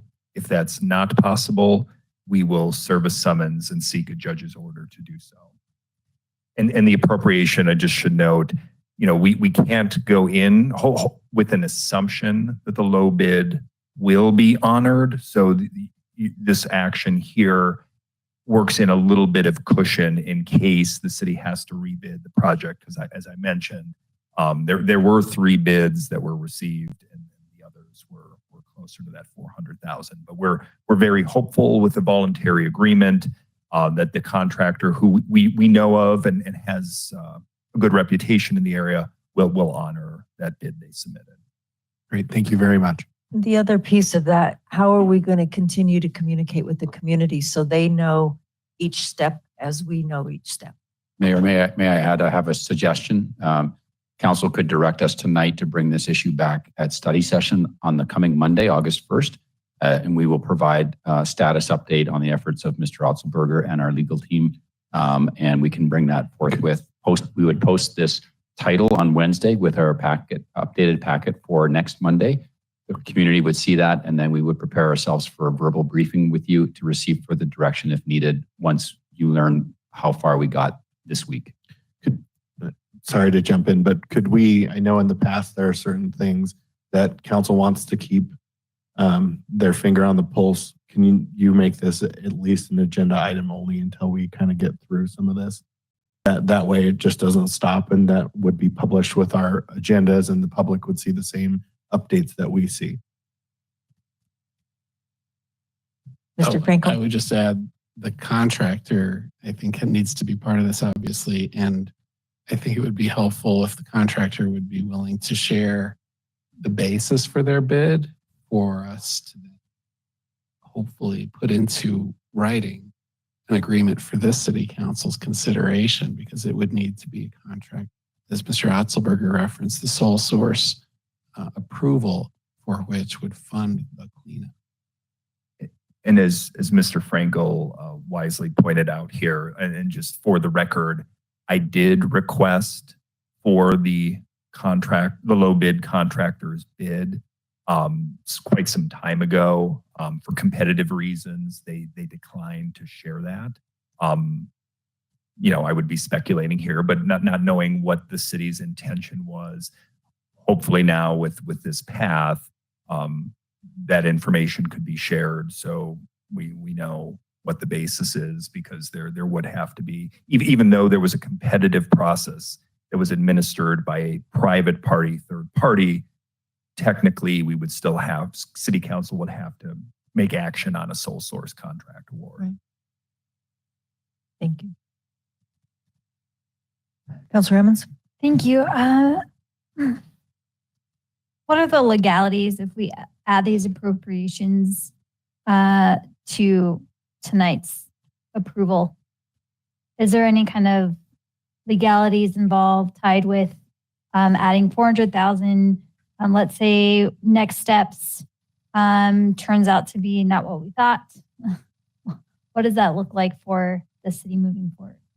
So my understanding is that the policy and budget team, forgive me if I've misstated your titles, things change, we'll need to rework the details into the ordinance as far as how all of those tables read, because tonight's ordinance includes a series of tables that balance costs versus expended.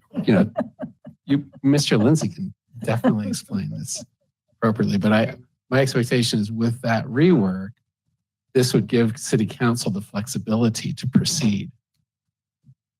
Mr. Lindsay, welcome. Thank you, council.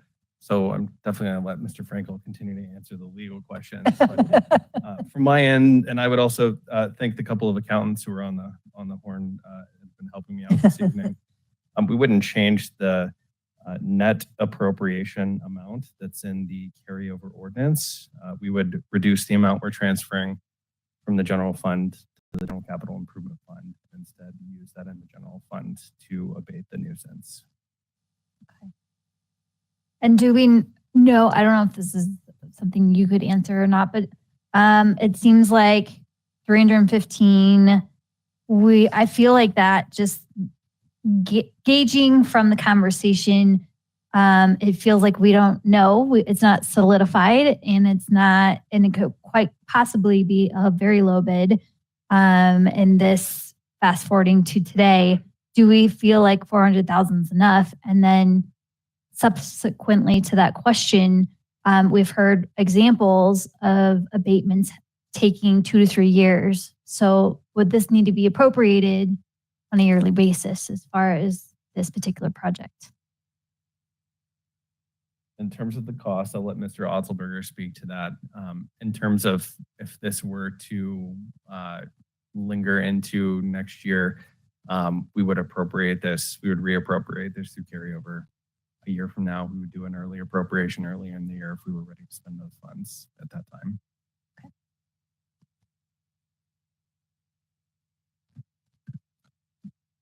I think 400,000, that gives us an adequate cushion to get this done. And Councilor Emmons, the previous delays were largely due to district court civil matters which wouldn't necessarily apply here. I mean, it's important for everyone to remember there are still active foreclosure proceedings, but if we would be working with those that have interest in the deed of trusts, what our critical path would be awarding the bid, permit submittal and issuance by Cdbg, and then based on the contractor schedule, based on other jobs, how quickly they can mobilize and start work on the property. So, I don't think we're looking at years here.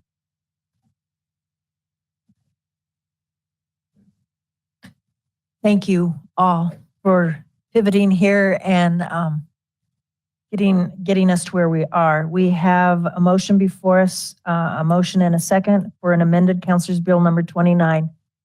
Roll call, please. Mayor McNally. Yes. Councilor Nermella. Yes. Councilor Seymour. Yes. Councilor Baker. Yes. Mayor Pro Tem Demott. Yes. Councilor Emmons. Yes. And Councilor Azadi. Yes. The motion passes on a 7-0 vote. That brings us to Councilor's Bill number 30. Mayor Pro Tem. Thank you, Mayor. I move to pass Councilor Bill number 30 on first reading, amending section 6-7-1 through 6-7-20 of the Westminster Municipal Code, commonly referred to as the Animal Code. Councilor Emmons. Second.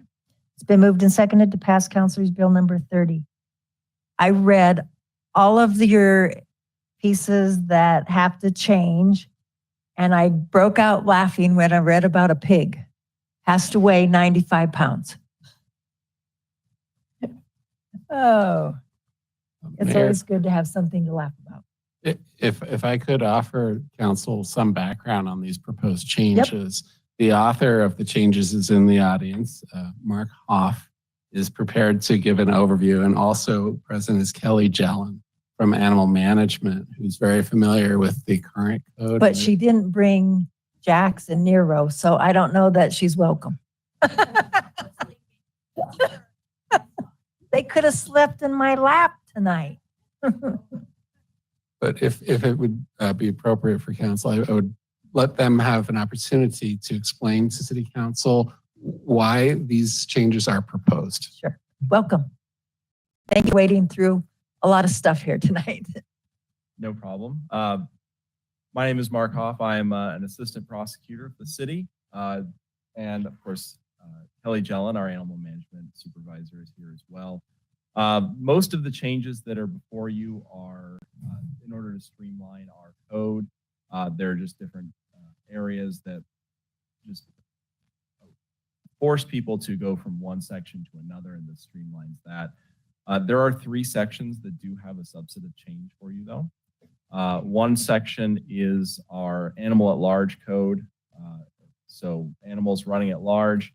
The main goal of this code is in order to give animal management more tools in order to deal with habitual animal at large violations. And how that would end up working is it would go in hand with our impoundment code sections. The code currently does not really specify how an animal is being impounded and what needs to happen after that. What we've changed in here is that there's a mandatory impoundment if an animal is found running at large over and over again. And then the impoundment section is changed in order to allow the judges to put in orders in place in order to help prevent that behavior happening over and over again. Kelly Jellin certainly can speak to how difficult that can be for animal management and how many resources that has caused wasted for them having to deal with the same problem repeatedly. The other sections that change, obviously the impoundment section has changed considerably. Not only does this give more direction to the courts in order for them to be able to implement the impoundment section, it also gives more direction as far as owners' responsibilities financially. The city does have to contract with Foothills Animal Shelter And as it stands now, we are responsible for paying certain amounts of money in order to support some of the animals that end up impounded on court holds. And currently, we don't require people to put money up front in order to maintain a court hold. We have found that it does sometimes happen that people will fail to appear for court. Those animals remain on court holds even though the case is not moving forward. And so the changes that we have made are to address that in part in order to require people to put money up front. And that would hopefully incentivize the case to move forward quickly so that we can resolve that issue without having an animal sit in a cage really for months at a time. And so that is another part that has changed significantly for us. The last part is the care and treatment of animals. There are a few parts in here that have changed. One piece is that animals that run at large can be found to be neglected animals if it happens repeatedly. And currently there's no real method for us to move those types of charges from a civil infraction into a criminal charge. This does give us that ability, and so that way animal management has another tool for that. And another part that is new in this code is for animals that are left in vehicles. This happens quite a lot, and currently those cases are all being charged as criminal charges.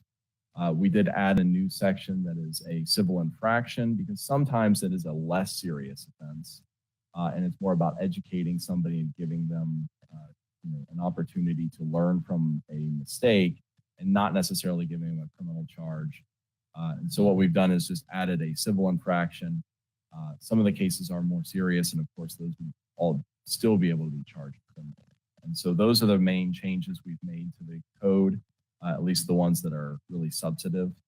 And I don't know if you have any questions for Ms. Jelen here, but. Well, at least when you get home, give them both a kiss for me.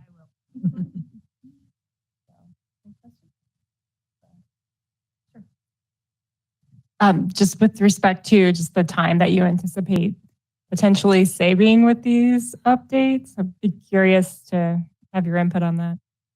Well, this has been in the making for 2 years.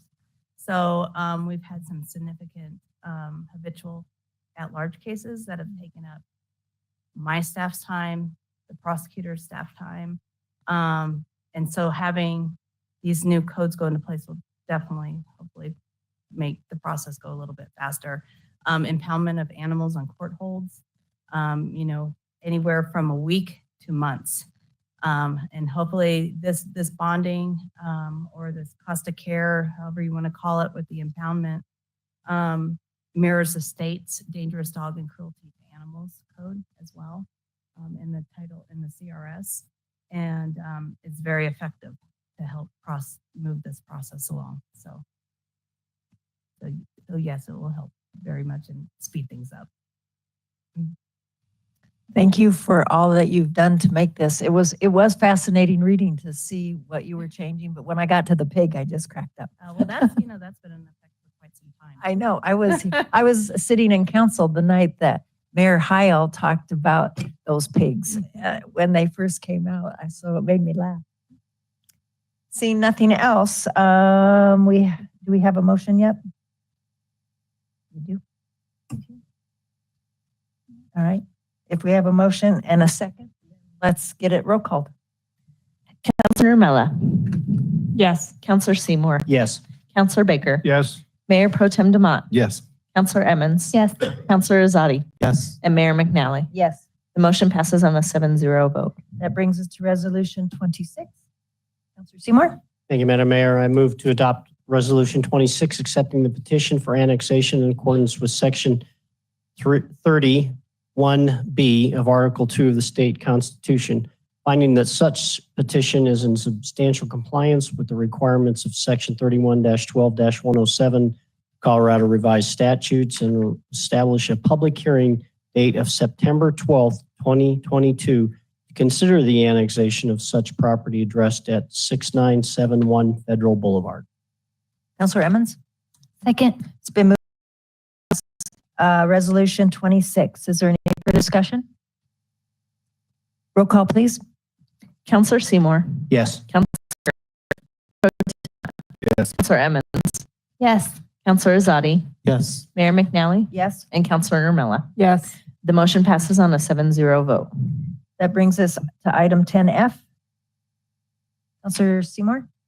Thank you, Madam Mayor. Move based on the recommendation of the city manager, determine that the public interest will be best served by approving a sole source contract with Sirius Dynex and authorize a 5-year maintenance agreements with Sirius Dynex for the integrated library system Horizon, which includes the library patron database and catalog and all associated software modules and servers, subject to annual appropriations for the 5-year period starting May 1st, 2022 through April 30th, 2027.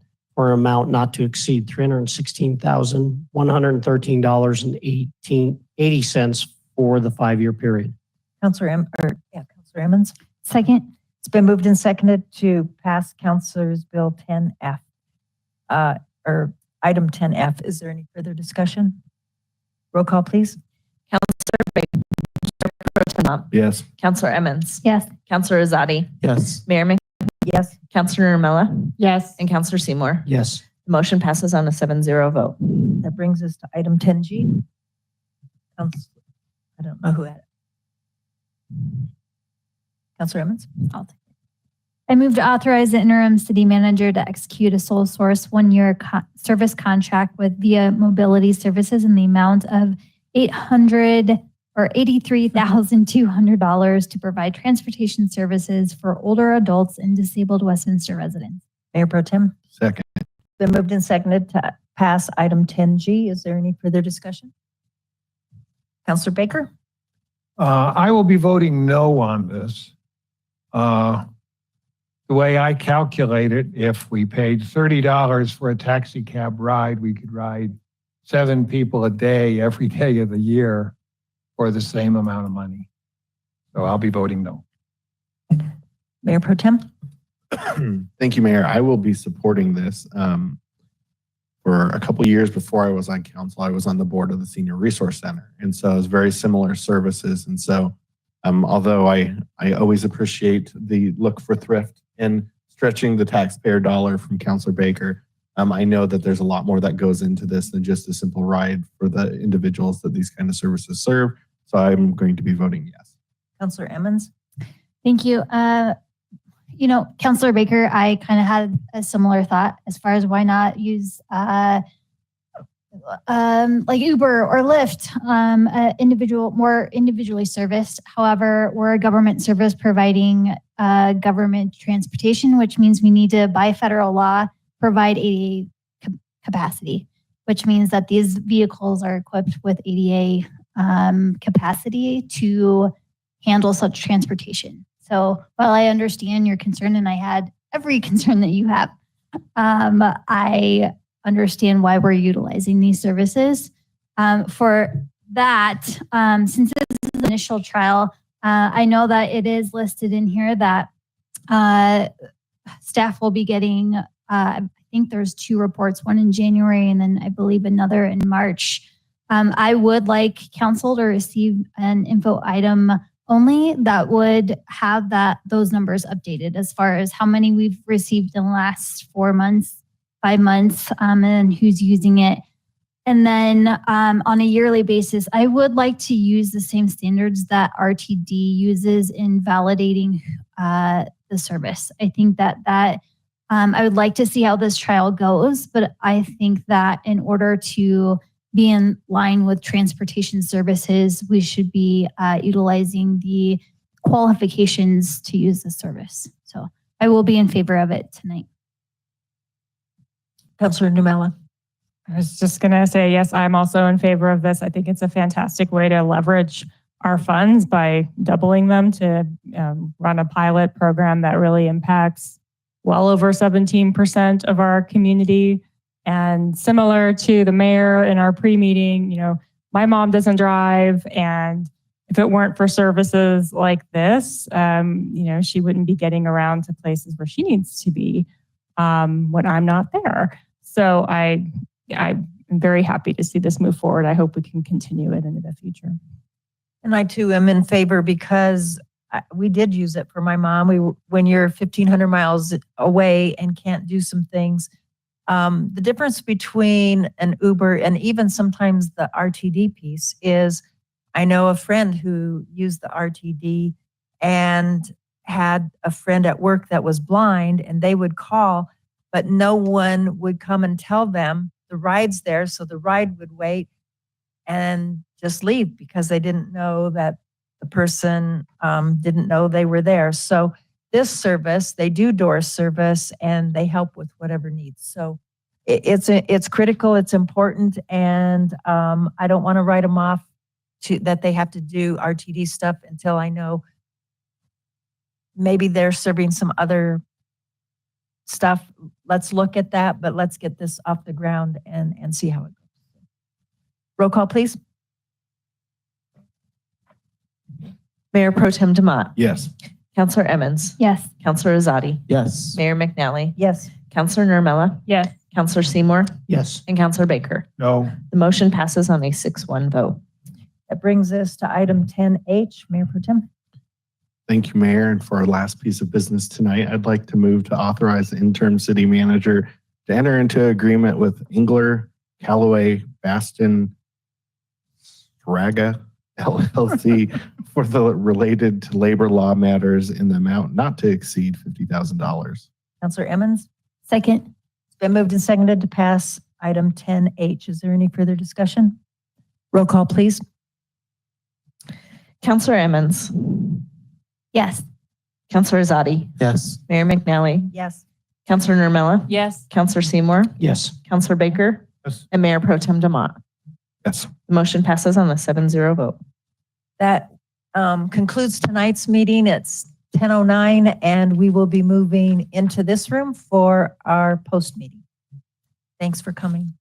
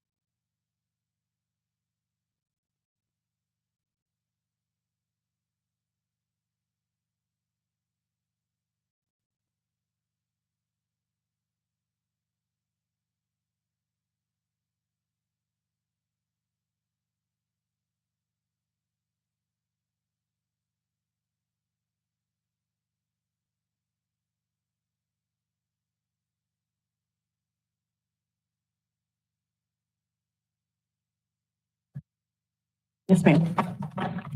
We're in post meeting, and first up is Dr. Cog. Good evening, City Council. Several weeks ago, June 20th, City Council requested a briefing regarding policy direction for City Council members that serve as representatives for the city on Dr. Cog, the Denver Regional Council of Governments. I'm here tonight to take any feedback and provide any assistance we can from a policy perspective. I would just add as a bit of an introductory comment, I think that discussion was around creating some sort of protocol regarding Dr. Cog in specific. I did want to point out that in the lobbying protocols that were attached, there is a section regarding representing the city at a meeting or other groups, and it refers to Dr. Cog. So I would point there. If there's things that we can do within the existing lobbying protocols or legislative policy statement, certainly we would take any direction that you have and incorporate that feedback. That would be staff's preferred direction this evening with respect to Dr. Cog. Last, I would just note, yes, I am aware the legislative policy statement has the previous city council vision, adopted vision, because the legislative policy statement was adopted in November or December of last year. So we will be updating that shortly. I know when I served on Dr. Cog, if it was something we hadn't taken a vote on, and other cities do the same, so it's not uncommon to say, we haven't discussed this, so I have no opinion and can't vote on it tonight. And they understood, and if they needed the vote, it just was without our votes. It works. Well, I guess I'm the sort of one responsible for this. And it was not about protocol. It was about content. What voice do we want to bring to Dr. Cog? I think I gave you those books, Counselor Seymour. Okay. And Dr. Cog has a vision. They have a vision of what the Denver metro area wants to be. And they've had this vision quite a long time. I'll put it in Bruce's shorthand, but Dr. Cog hates cars. Dr. Cog is not about supporting suburbs. Dr. Cog is about high density housing. In my campaign, I pulled a source from the Westminster window that said Westminster was to grow to 151,000 people. Most of us remember that. Well, no one at the city came up with that number. So that leaves pretty few ones. And it probably comes up with this concept they call activity centers. And activity centers are where they want the higher density housing to be, where they want the walkable destinations to be. They actually have goals mapped out in it, how much employment they want in these activity centers and how much residential they want in these activity centers. Okay, and it's not been my impression that Westminster's taken our voice, our vision of the future to Dr. Cog, that we've just been one of the mob of 100 guys who are part of Dr. Cog, and we get dictated to. And Councillor Nirmela has already pointed out that the city of Westminster has listened to the call of Dr. Cog, and we've changed some of our missions. I mean, isn't that why we've done more high density housing? Isn't that why we've lowered the number of parking requirements? It is not in reaction to Dr. Cog. Dr. Cog is the Denver Regional Council of Governments. It's a body of governments, and the Dr. Cog staff take direction from that body of governments. And there is a regional plan. Westminster over the years has worked with Dr. Cog to help identify those activity centers. We've, literally it's just smart planning to put density next to transit. And we've done that. It's like 1 + 1 = 2. And that is what we've done as a community. We've leveraged our transit. Exactly. And I don't want to do that. that isn't the voice I want to bring to Dr. Cog. I want to say suburbs are important. And to run a suburb, we need cars. You can We have need room for cars. you can have both cars and trains and buses. They all exist together. Let's let other people jump in. Mr. Super. Thank you. My question too is, as far as Dr. Cog, I thank you. That's still sitting on my cadenza. I did look at it immediately. I'll get that back to you. But my question is, since I've not participated in those meetings, is that how much of an effect can Dr. Cog have on us if we don't allow them to?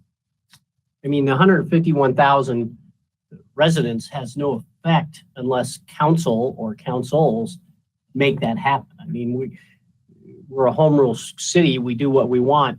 And to me, having a battle with Dr. Cog over things that we already have our own destiny that we've decided, it's no different than us having a discussion with the state of Colorado over home rule taxation.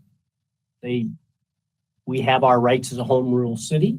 We decide our density. We decide, per number of parking spaces per unit. We get to decide all that.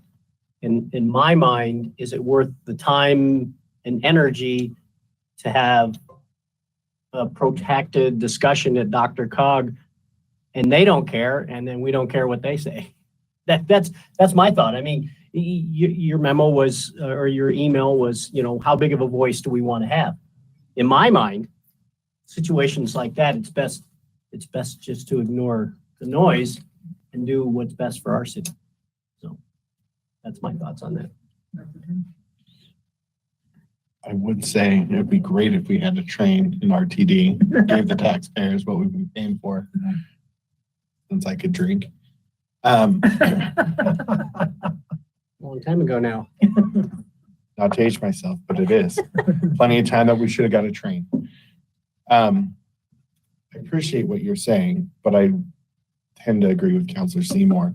The one area where I challenge staff to make sure that they're following council direction versus Dr. Cog is when we had the comprehensive land use plan, we didn't have a number that said, here's how big we could be because of the water we have, or things that really are levers that this city has control over. We did have that Dr. Cog number in there. And I think that caused some of the angst that you're talking about because we use that number. So, and I don't think it was anything more than, it was some extra numbers that ended up in there. And that was one of my big, actually, first time we went through the comprehensive land use plan as it is written, we still haven't finalized that, but that was one of the big concerns, was that number in there, that it was driven by Dr. Cog, not by levers of the city. So I do agree with Councilor Seymour, though, they can't control us. I just more want to make sure that we're focused on things that we should focus on and that they're driven by resources, because at the end of the day, you could want to be 150,000 people, but if you don't have water to serve 150,000 people, that would be foolish and reckless.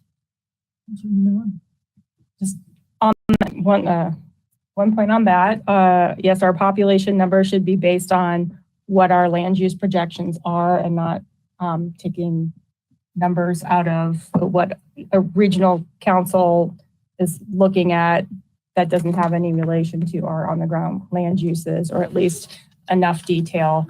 And the second thing is, I think one of the things that came up, not just for Westminster, but for multiple communities, and it's a source of contention within the Council of Governments, is the greenhouse gas reduction rule that the state has set forth, and there are mitigation measures. And I think at first there was some confusion over, are these mitigation measures something that will be applied to everybody regardless of, whether it's applicable to their community, to their land use, to their vision. And so that was cleared up in our last study session, that they are not, they are voluntary. And that's why, I think the city is well positioned to take advantage of the transit and to actually, I think we're doing planning that does overall reduce emissions, and I don't think it precludes cars. I need a car to get to the transit stop when I take the transit down because I have to drop kids off, so that you can't quite get out of cars. And I don't think that's what we're trying to do for our community, is to get everybody onto a bike. You won't see me on a bike. Boulder would if they So- could, and they tell you that all the time. You should Yes. live where you work and you should live next door to it. But there's It's not the real world. I think there's a lot of nuance to that. So anyway. Anyone else? Yes. The only other thing you had said was about the protocol, and I understand what you're saying, but at the same time, to your point of if it's something we haven't discussed, that's where the protocol does come into handy, because those are things that we've already laid out, same way that, as Mr. Lindsay stated, when they go down and they're doing the State House stuff, they know a position that we've already taken. So I have to imagine if you're a Dr. Cog, that's helpful in the areas where they're talking about something this council's already decided direction. Who's have the Councilor Izadi? I just want to chime in and say, I do believe that you should live near where you work. I think it's important. I think it's important for quality of life. And to Councilor Seymour's point, this council still has the last say, right? So we don't need to waste time or effort going through machinations of debate when it's not an efficient way of doing it. It doesn't matter. But basically, if the council says no, then it won't happen, right? So it's fine. So that's my point. Councilor Emmons? Councilor Baker, what is your thought as far as, are you wanting to set protocols? Are you wanting to be removed from Dr. Cog? What is the ultimate that you'd like to see, and why they're looking for? I think all our protocols are fine. They're excellent. That's why I said it's not about protocols, it's about content. Okay. Dr. Cog gives us an opportunity in a regional forum. Okay. Most of the participants there, they just listen. They take really Councilor Seymour's advice, which is good advice. Okay. In a sense, I'm asking us, do we want to buy trouble? Do we want to speak in a voice that is opposition to the general drift of where the region is going? Well, I mean, in the last 20 years, the size of Denver has grown from 550,000 people to over 700,000. So I guess it's no different than us participating in any other group, right? We Right. have a collective voice, a collective approval or dissent as far as providing what we think should or shouldn't happen in Westminster. So But it's more than that. It's part of the regional of the discussion. And right now, I don't think there are voices in opposition pulling up the matter. One of the things Dr. Cog would like to get into is housing, right? Potentially, they have to resolve how housing might relate to transportation. Right, where it would go and what it would be and stuff like that. And remember, Dr. Cog sets up the whole, TIP hierarchy? Isn't that called TIP? Transportation projects? And that's TIP? Transportation improvement Yeah, okay. They set that whole hierarchy up. And if you can put lots of points in your project, or if they award points to projects, it has an impact. So yes, we are an independent group, and yes, we do primarily choose the future of where Westminster's going. I just want to take this opportunity to say, do we want to do more, or are we fine? Well, for me, when I was serving, like I said before, the staff would go over the agenda, and it would be several staff members because it's over here, it's over here, it's over here, it's over here. So it would that question or that agenda item would go to each staff member, and then they'd write a little bit. And that's how we had the brisk discussion. If my part said, here's why we don't agree with this, I spoke up and said so. Well, then the person from Lone Tree might go, yeah, that's right. And the person from Edgewater might go, oh yeah, we agree. But if nobody brings it up because of what our staff tells us, because they're going by our strategic plan,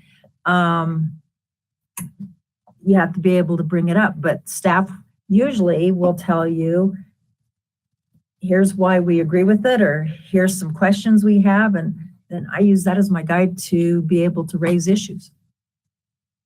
And we had some knockdown, drag out conversations.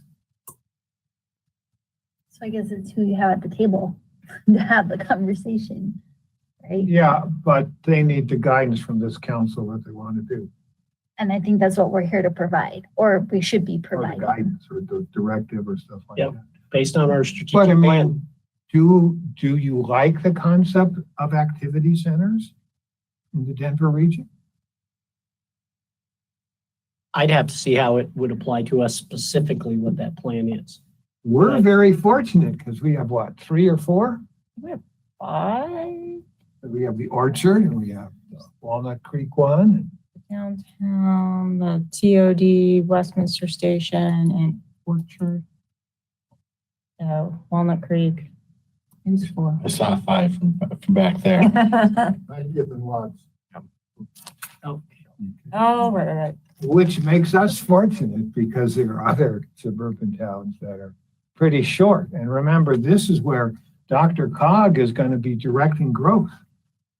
So, I mean, when we go with our economic development people and try to recruit, there are other organizations that are going to be greatly disadvantaged. And there's always going to be inequities. But I mean, how much do we want to participate in? See, I don't like it at all because I think it's going to make the haves grow wealthier and the have-nots grow worse. And I just don't want government doing that. But that's the trend in a lot of our modern society today. The haves are growing wealthier and the have-nots are being told to apply for a grant. So it's just a conversation I wanted to have. We don't have to make any decisions tonight. We just have to know that I think DRCOG's important. I think that the staff who runs DRCOG doesn't get their marching orders from the members. They get it from some other place. Whether it's the federal government. You should get it from their executive board and the rest of. And where does the executive board, they're just like chosen among that, but aren't they like, I mean, we could have a person on the executive board. When I was DRCOG chair, Okay, boom. we gave the director an evaluation just as you do a city manager. And we had goals and we had everything set up. So Where did the goals come from? us, So that board of directors, aren't there about 20 on the board of directors? I don't remember. Well, whatever. There's a table But right it's there. a smaller group than the massive ones, and they do that. See, because my question is, where do they come up with the goals? And how do they get the goals? And if they come up with them independently, that's fine. But it's my impression that these are more like nationally spoken about goals because they talk about the same kinds of things in other cities going on. They have to handle they're handling federal funds and federal regulations and state regulations, and they have to work with this giant diverse body of governments that are in rural towns to Denver to suburbs, and figure out how to create policies and rules around those, to implement what the federal government's handing down, what the state is handing down. It is difficult. I would say they're also, DRCOG did not invite, whatever the amount of people, 700,000 people or 1 million people into Colorado. It wasn't DRCOG. No. It was That our was just economy. That was just Denver, and they built how much extra highway for that? It was not it was not DRCOG that knocked on California and Texas's doors and said, come on down. It was our economy and what we were trying to build here in terms of employment and just the change in our employment industries. And it was influences from the coasts getting too expensive, putting pressure on our central portions of the United States. Now Denver's getting to the point where we're passed up and they're looking at other more affordable places within the nation. So, maybe at some point we start losing population. I don't know, but this is not DRCOG's fault. I think DRCOG is trying to find a way where they're trying to reduce the impact of new population on an area that does have water shortages, on an area that does have limited transit and limited transportation network. So activity centers, and you think about planning, you want to try and get people, as Boulder would love to have everybody living right next to where they work. Not always possible, but activity centers are a way to try and get people next to transportation, next to amenities like grocery stores, daycares, schools, all the like, so that you are trying to reduce the impact of people just going every which way. If you can focus community and jobs and amenities in one place, it's actually better. I think to your point, what I'm hearing you say and what I'm hearing DRCOG is, it's all about whatever representatives from the different government make up the DRCOG body, help get to direct with policy, just like we're sitting here and doing. And as long as you're true to what this group goes and sent you with, I think a lot of what you want should be part of the voice at the table, because at the end of the day, I do think you have the majority saying, we are a suburb, we like being a suburb, and that comes along with cars and everything else. That's not saying that those other things aren't important, but having the diverse voices of what a city government in a suburb should be is important on DRCOG. So I think the points you're raising in my mind are important. And I don't have a problem with our representative voicing those, because I think it's consistent with our strategic plan. And there are funds allocated from that group that go along with, whatever the group does. So I think it does make sense for the city to make sure that we're voicing the strategic plan of the majority of council. Thanks. Okay. Thanks. Yep. Thanks, sir. Next item. Thank you, Mayor.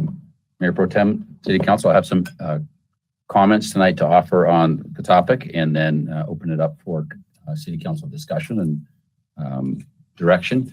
I would note we do have some members in the audience tonight engaging, and I would say, for clarity, this is a post-meeting of City Council, so this is not a public hearing on this matter. And in fact, it's not a policy setting format for City Council, so this is a discussion, and you'll notice that the staff report presents issues, background information, and preliminary assessment, but it does not present an action choice for you as such. So I just wanted to clarify what tonight is and what it isn't. And then I would say a couple of comments as your city manager.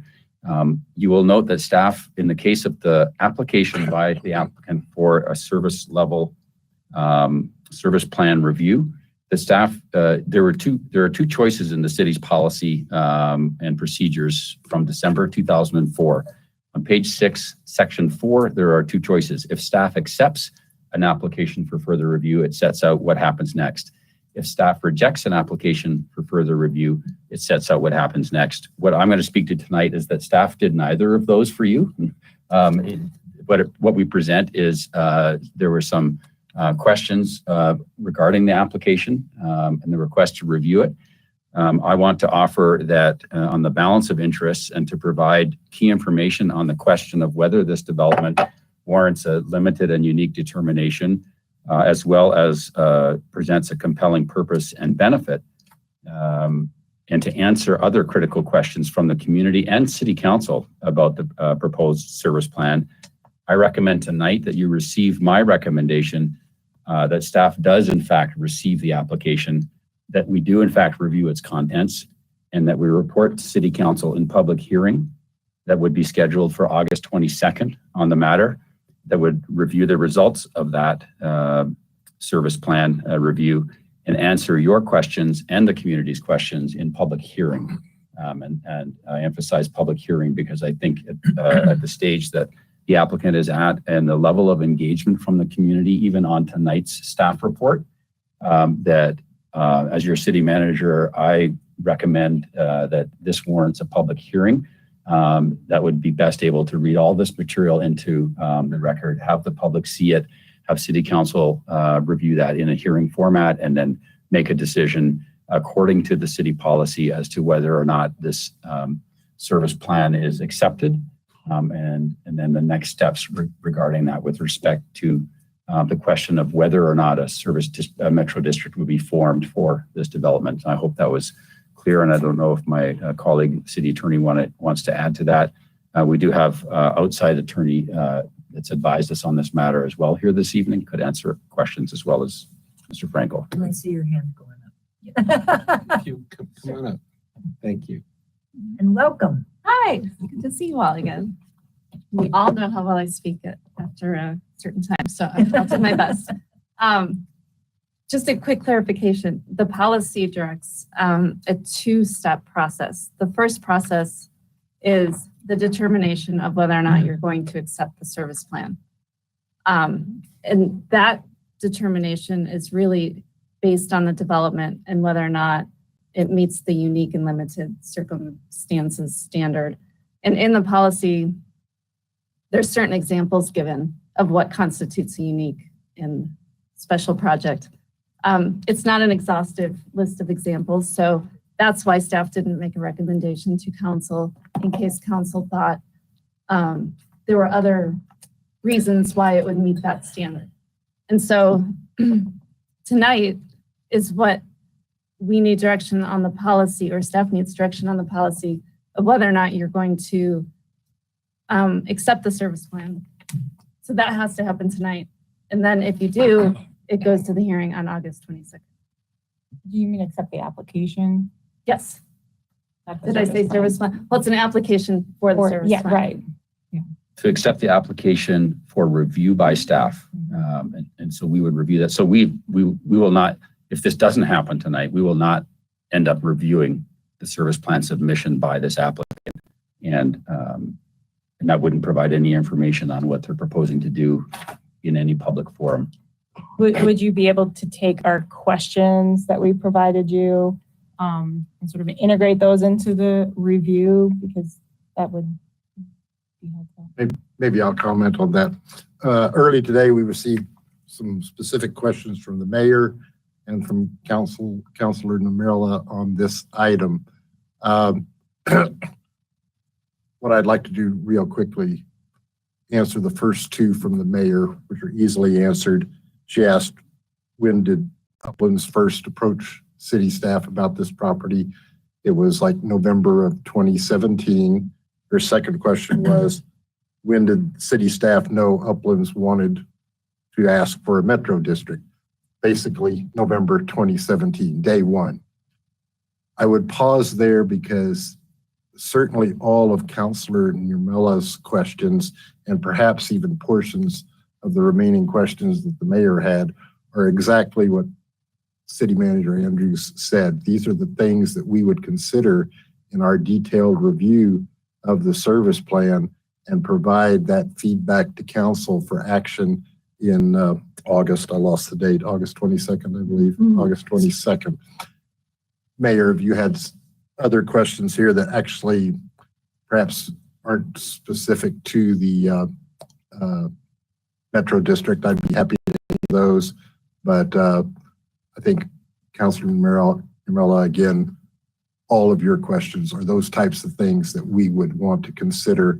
And I think it's good, and just for transparency purposes, for staff to do a detailed review and provide a report to council to accompany the proposed action in late August. I think with some of my questions, it was, did the city ask for certain things that they have to do? I think we have to take that in consideration. If they've been asked to do certain things with sewer, with water, with infrastructure, with whatever it is, we need to know what their costs are too, because of us saying you have to do it. And that would all, one of the major components of a service plan is the financial plan. And all of that would be included in the financial plan and in the narrative of the service plan. Would the service plan include things like earlier notification, more transparency, and the ability for there to be more transparency around meeting time? Yes, that and that's actually statutory, and they've increased. That's right. Yeah. Okay.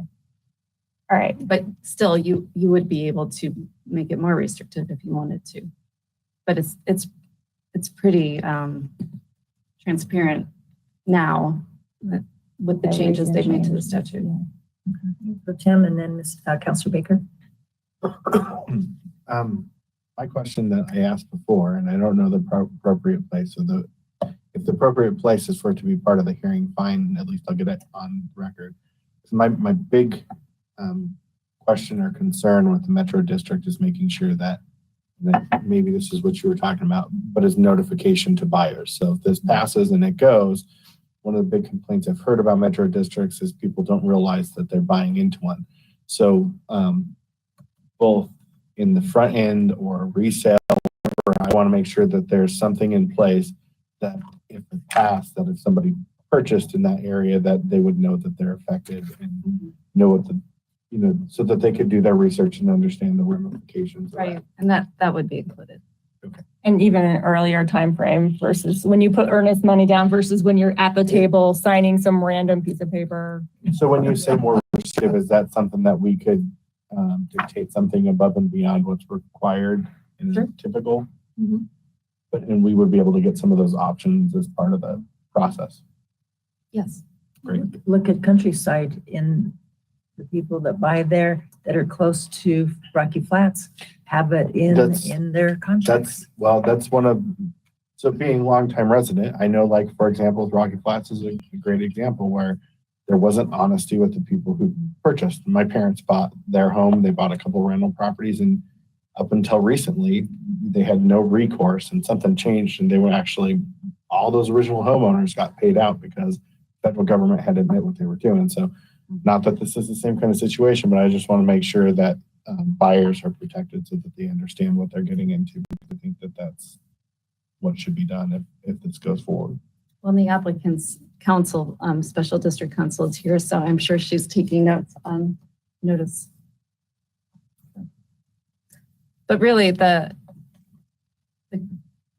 policy is written in sort of an unusual way, in that it really is that two-step process. So staff didn't feel comfortable because it says in the service plan, it must go to council if you have this question about whether it should be accepted. And so that's why it's here. I think they probably would have, gone forward and reviewed it and made their comments and brought it to you in a hearing, but for the policy. And as a council policy, I think the desire of staff was really just to get some feedback, concurrence, direction, and move forward as council wishes. Councilor Baker? Yeah, I think our first request here is previous councils, and certainly myself, recognize the enormous burden that an MSD puts on a district. I've looked at some homes over in Thornton where it literally doubled the property taxes. They went from $3,000 a year to $6,000. property tax is where we pay all our basic government service through. And a homeowner in a house paying double the property tax is probably going to be a little less receptive to the county asking for money or the school district asking for money. And MSDs, as I read it, was devised so you could overcome a barrier that is imposed on this development. A handicap, a starting way behind the starting line. Okay, and I don't see any of those problems with this property. There aren't any handicaps there. There aren't any obstacles to overcome there. There aren't any disabilities there. If anything, this property has a head start. And so to shift a whole bunch of costs onto the future homeowners, I don't see how it meets that first question that we have. And I'm not interested at all in, accepting this application to review that plan.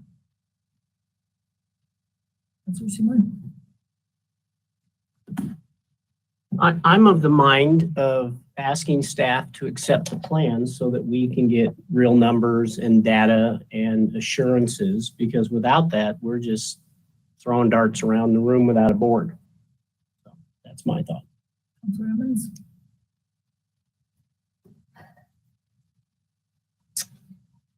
If we, to Councilor Seymour's ask, if that happens, I mean, like, for example, there's some of the questions that had come up in just this initial thought or initial report. Like, it kept saying fees. Like, is that an HOA fee? Is that different than, is the district fee different than that HOA fee, or does it replace it? Like, there's just so many things that that I have questions on, because not only does it say taxes, but it also says fees, which is concerning as far as the district goes, because realistically, anytime, anyway, you can increase fees astronomically. It's not a tax. So, like, what is the protocol for? Are we just yay or nay on this plan, or can we officially ask It questions? has nothing, the discussion tonight shouldn't really have anything to do with the substance of the service plan. That would all happen during the hearing on the service plan on August 22nd. Tonight is really only to decide whether, and just like Councilor Baker was saying, there's sort of this decision that needs to be made before the review, and that decision is this a limited and unique development that we should accept and review the service plan? I know the applicant provided a document that explains why they believe it meets that criteria. Okay. So in one of our items tonight and in the staff report, it went hand in hand as far as the bid saying, or the property owner saying, we can't build this unless there's a bid, right? So it would seem prudent that in 2017, this would come before council and say, this goes hand in hand. We can't build this unless we have a metro district. So what the issue was the policy wouldn't allow them to submit a service plan until their PDP and master ODP were approved. And so do we feel like that's a flaw in our policy? Because I feel inherently it is. That's something for you all to decide. Good answer. Good answer. Good attorney answer. I still, and I was from the get-go the last time, a couple weeks ago when this came forward to us, wasn't feeling great about it. And Councilor Seymour convinced me to move forward with his eloquent words. I'm still not feeling great about this, honestly, transparently, not feeling great about it.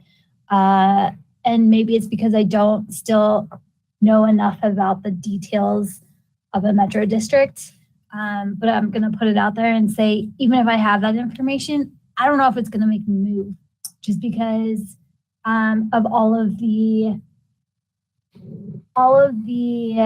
considerations in our surrounding cities that have very detrimental aspects to what's happening to those residents. And so for me, I'll move it forward for the information, but that's currently where I'm at. And that's the Right, and that's uphill battle That's that the y'all have purpose to of the face. public hearing, is so that you can gather all that information and ask the applicant questions. Councilor Uzadi? I just want to say that I agree wholeheartedly, 1000% with Councilor Baker. It doesn't meet their criteria as very specifically stated in that memo from past councils. And outside of that, the fact that it doesn't meet the criteria, it's in this climate that we're in, this economic climate that will continue. We're not going to get over this in the next year or two. It's going to be 3 to 5 years. I don't think it's a responsible action to go against the precedent set that Westminster has set in this case of MSD specifically. So I am not for MSDs. That's my position.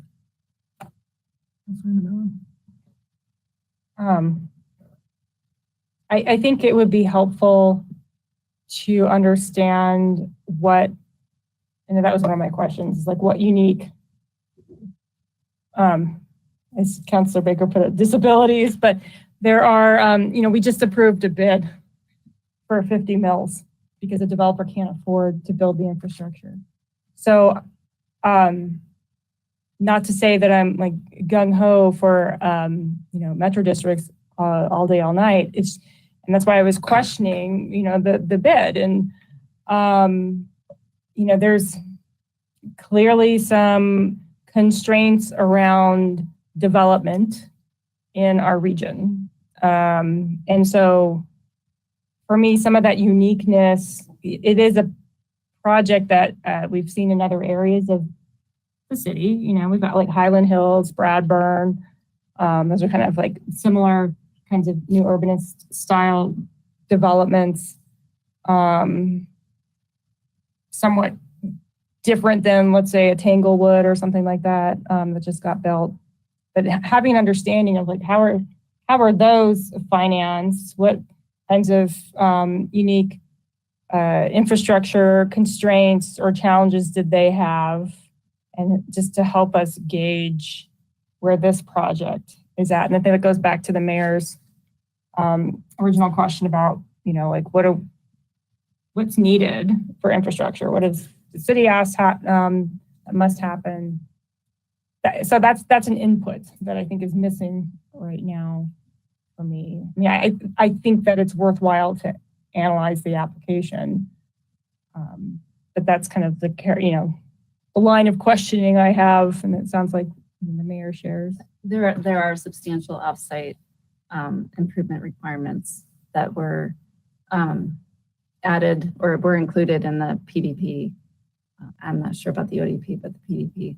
So most of it, all the funding would go to public improvements.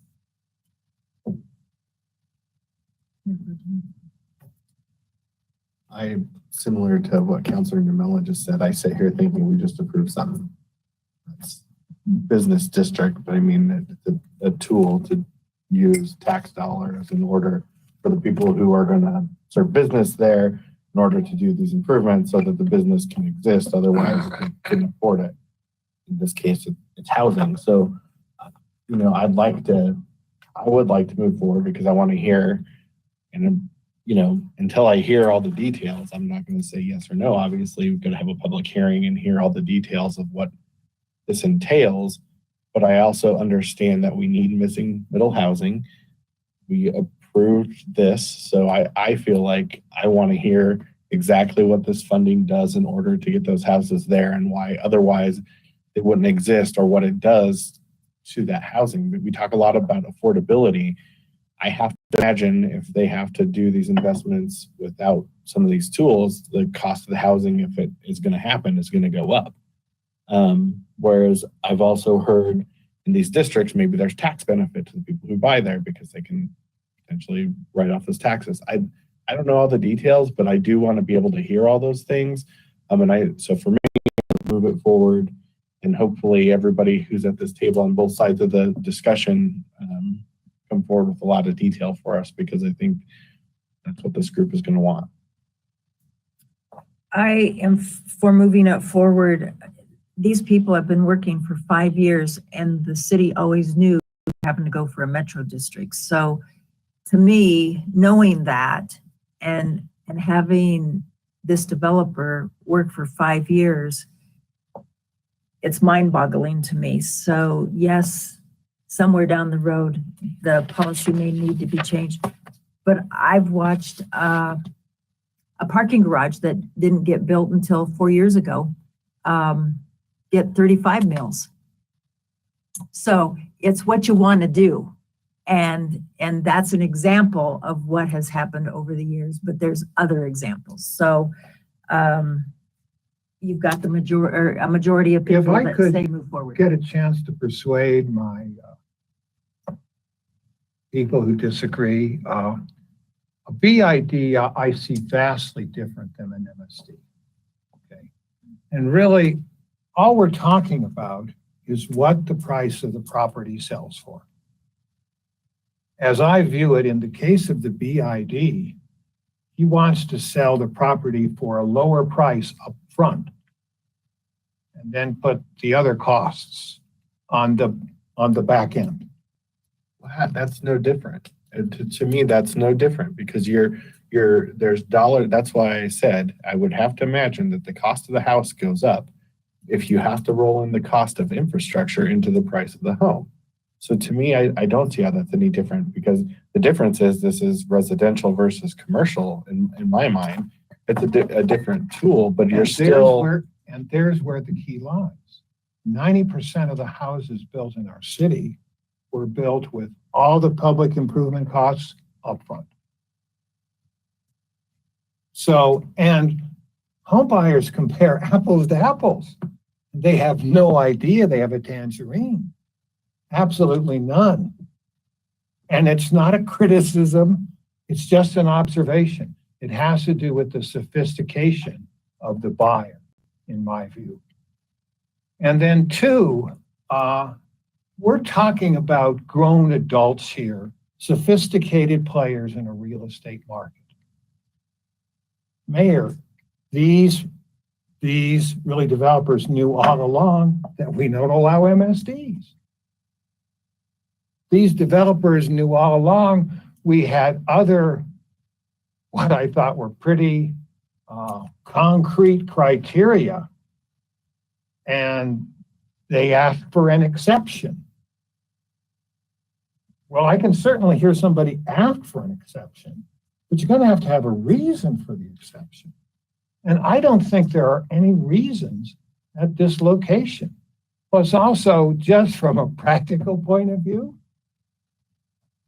whoever owned the lots in Tanglewood has made just a wonderful, wonderful time. Because we all know the price of houses has gone up, what, 30% in the last 4 years? 30%? If you can't build a house with today's market prices, you've got serious problems. But to persuade me, you're asking me to trust your judgment that you know what it's going to cost versus what's going to be brought back. Councilor Seymour said it great. We don't know. We're throwing darts until we actually have some real numbers that come forward. Like, I hear what you're saying, but I want to see the numbers. Fair enough. And we've got a majority that wants to, so thank you for tonight. And just another FYI, there is commercial in one of the districts, so they aren't two completely residential. But it's only 30,000 square feet, which is minuscule compared to Bradford and the other one, right? I think Bradford has, what, 160? Yeah, 120 something, I think. Thanks, Okay. everybody. Thank you. We shall see you tomorrow. The day after. Keep the seat warm.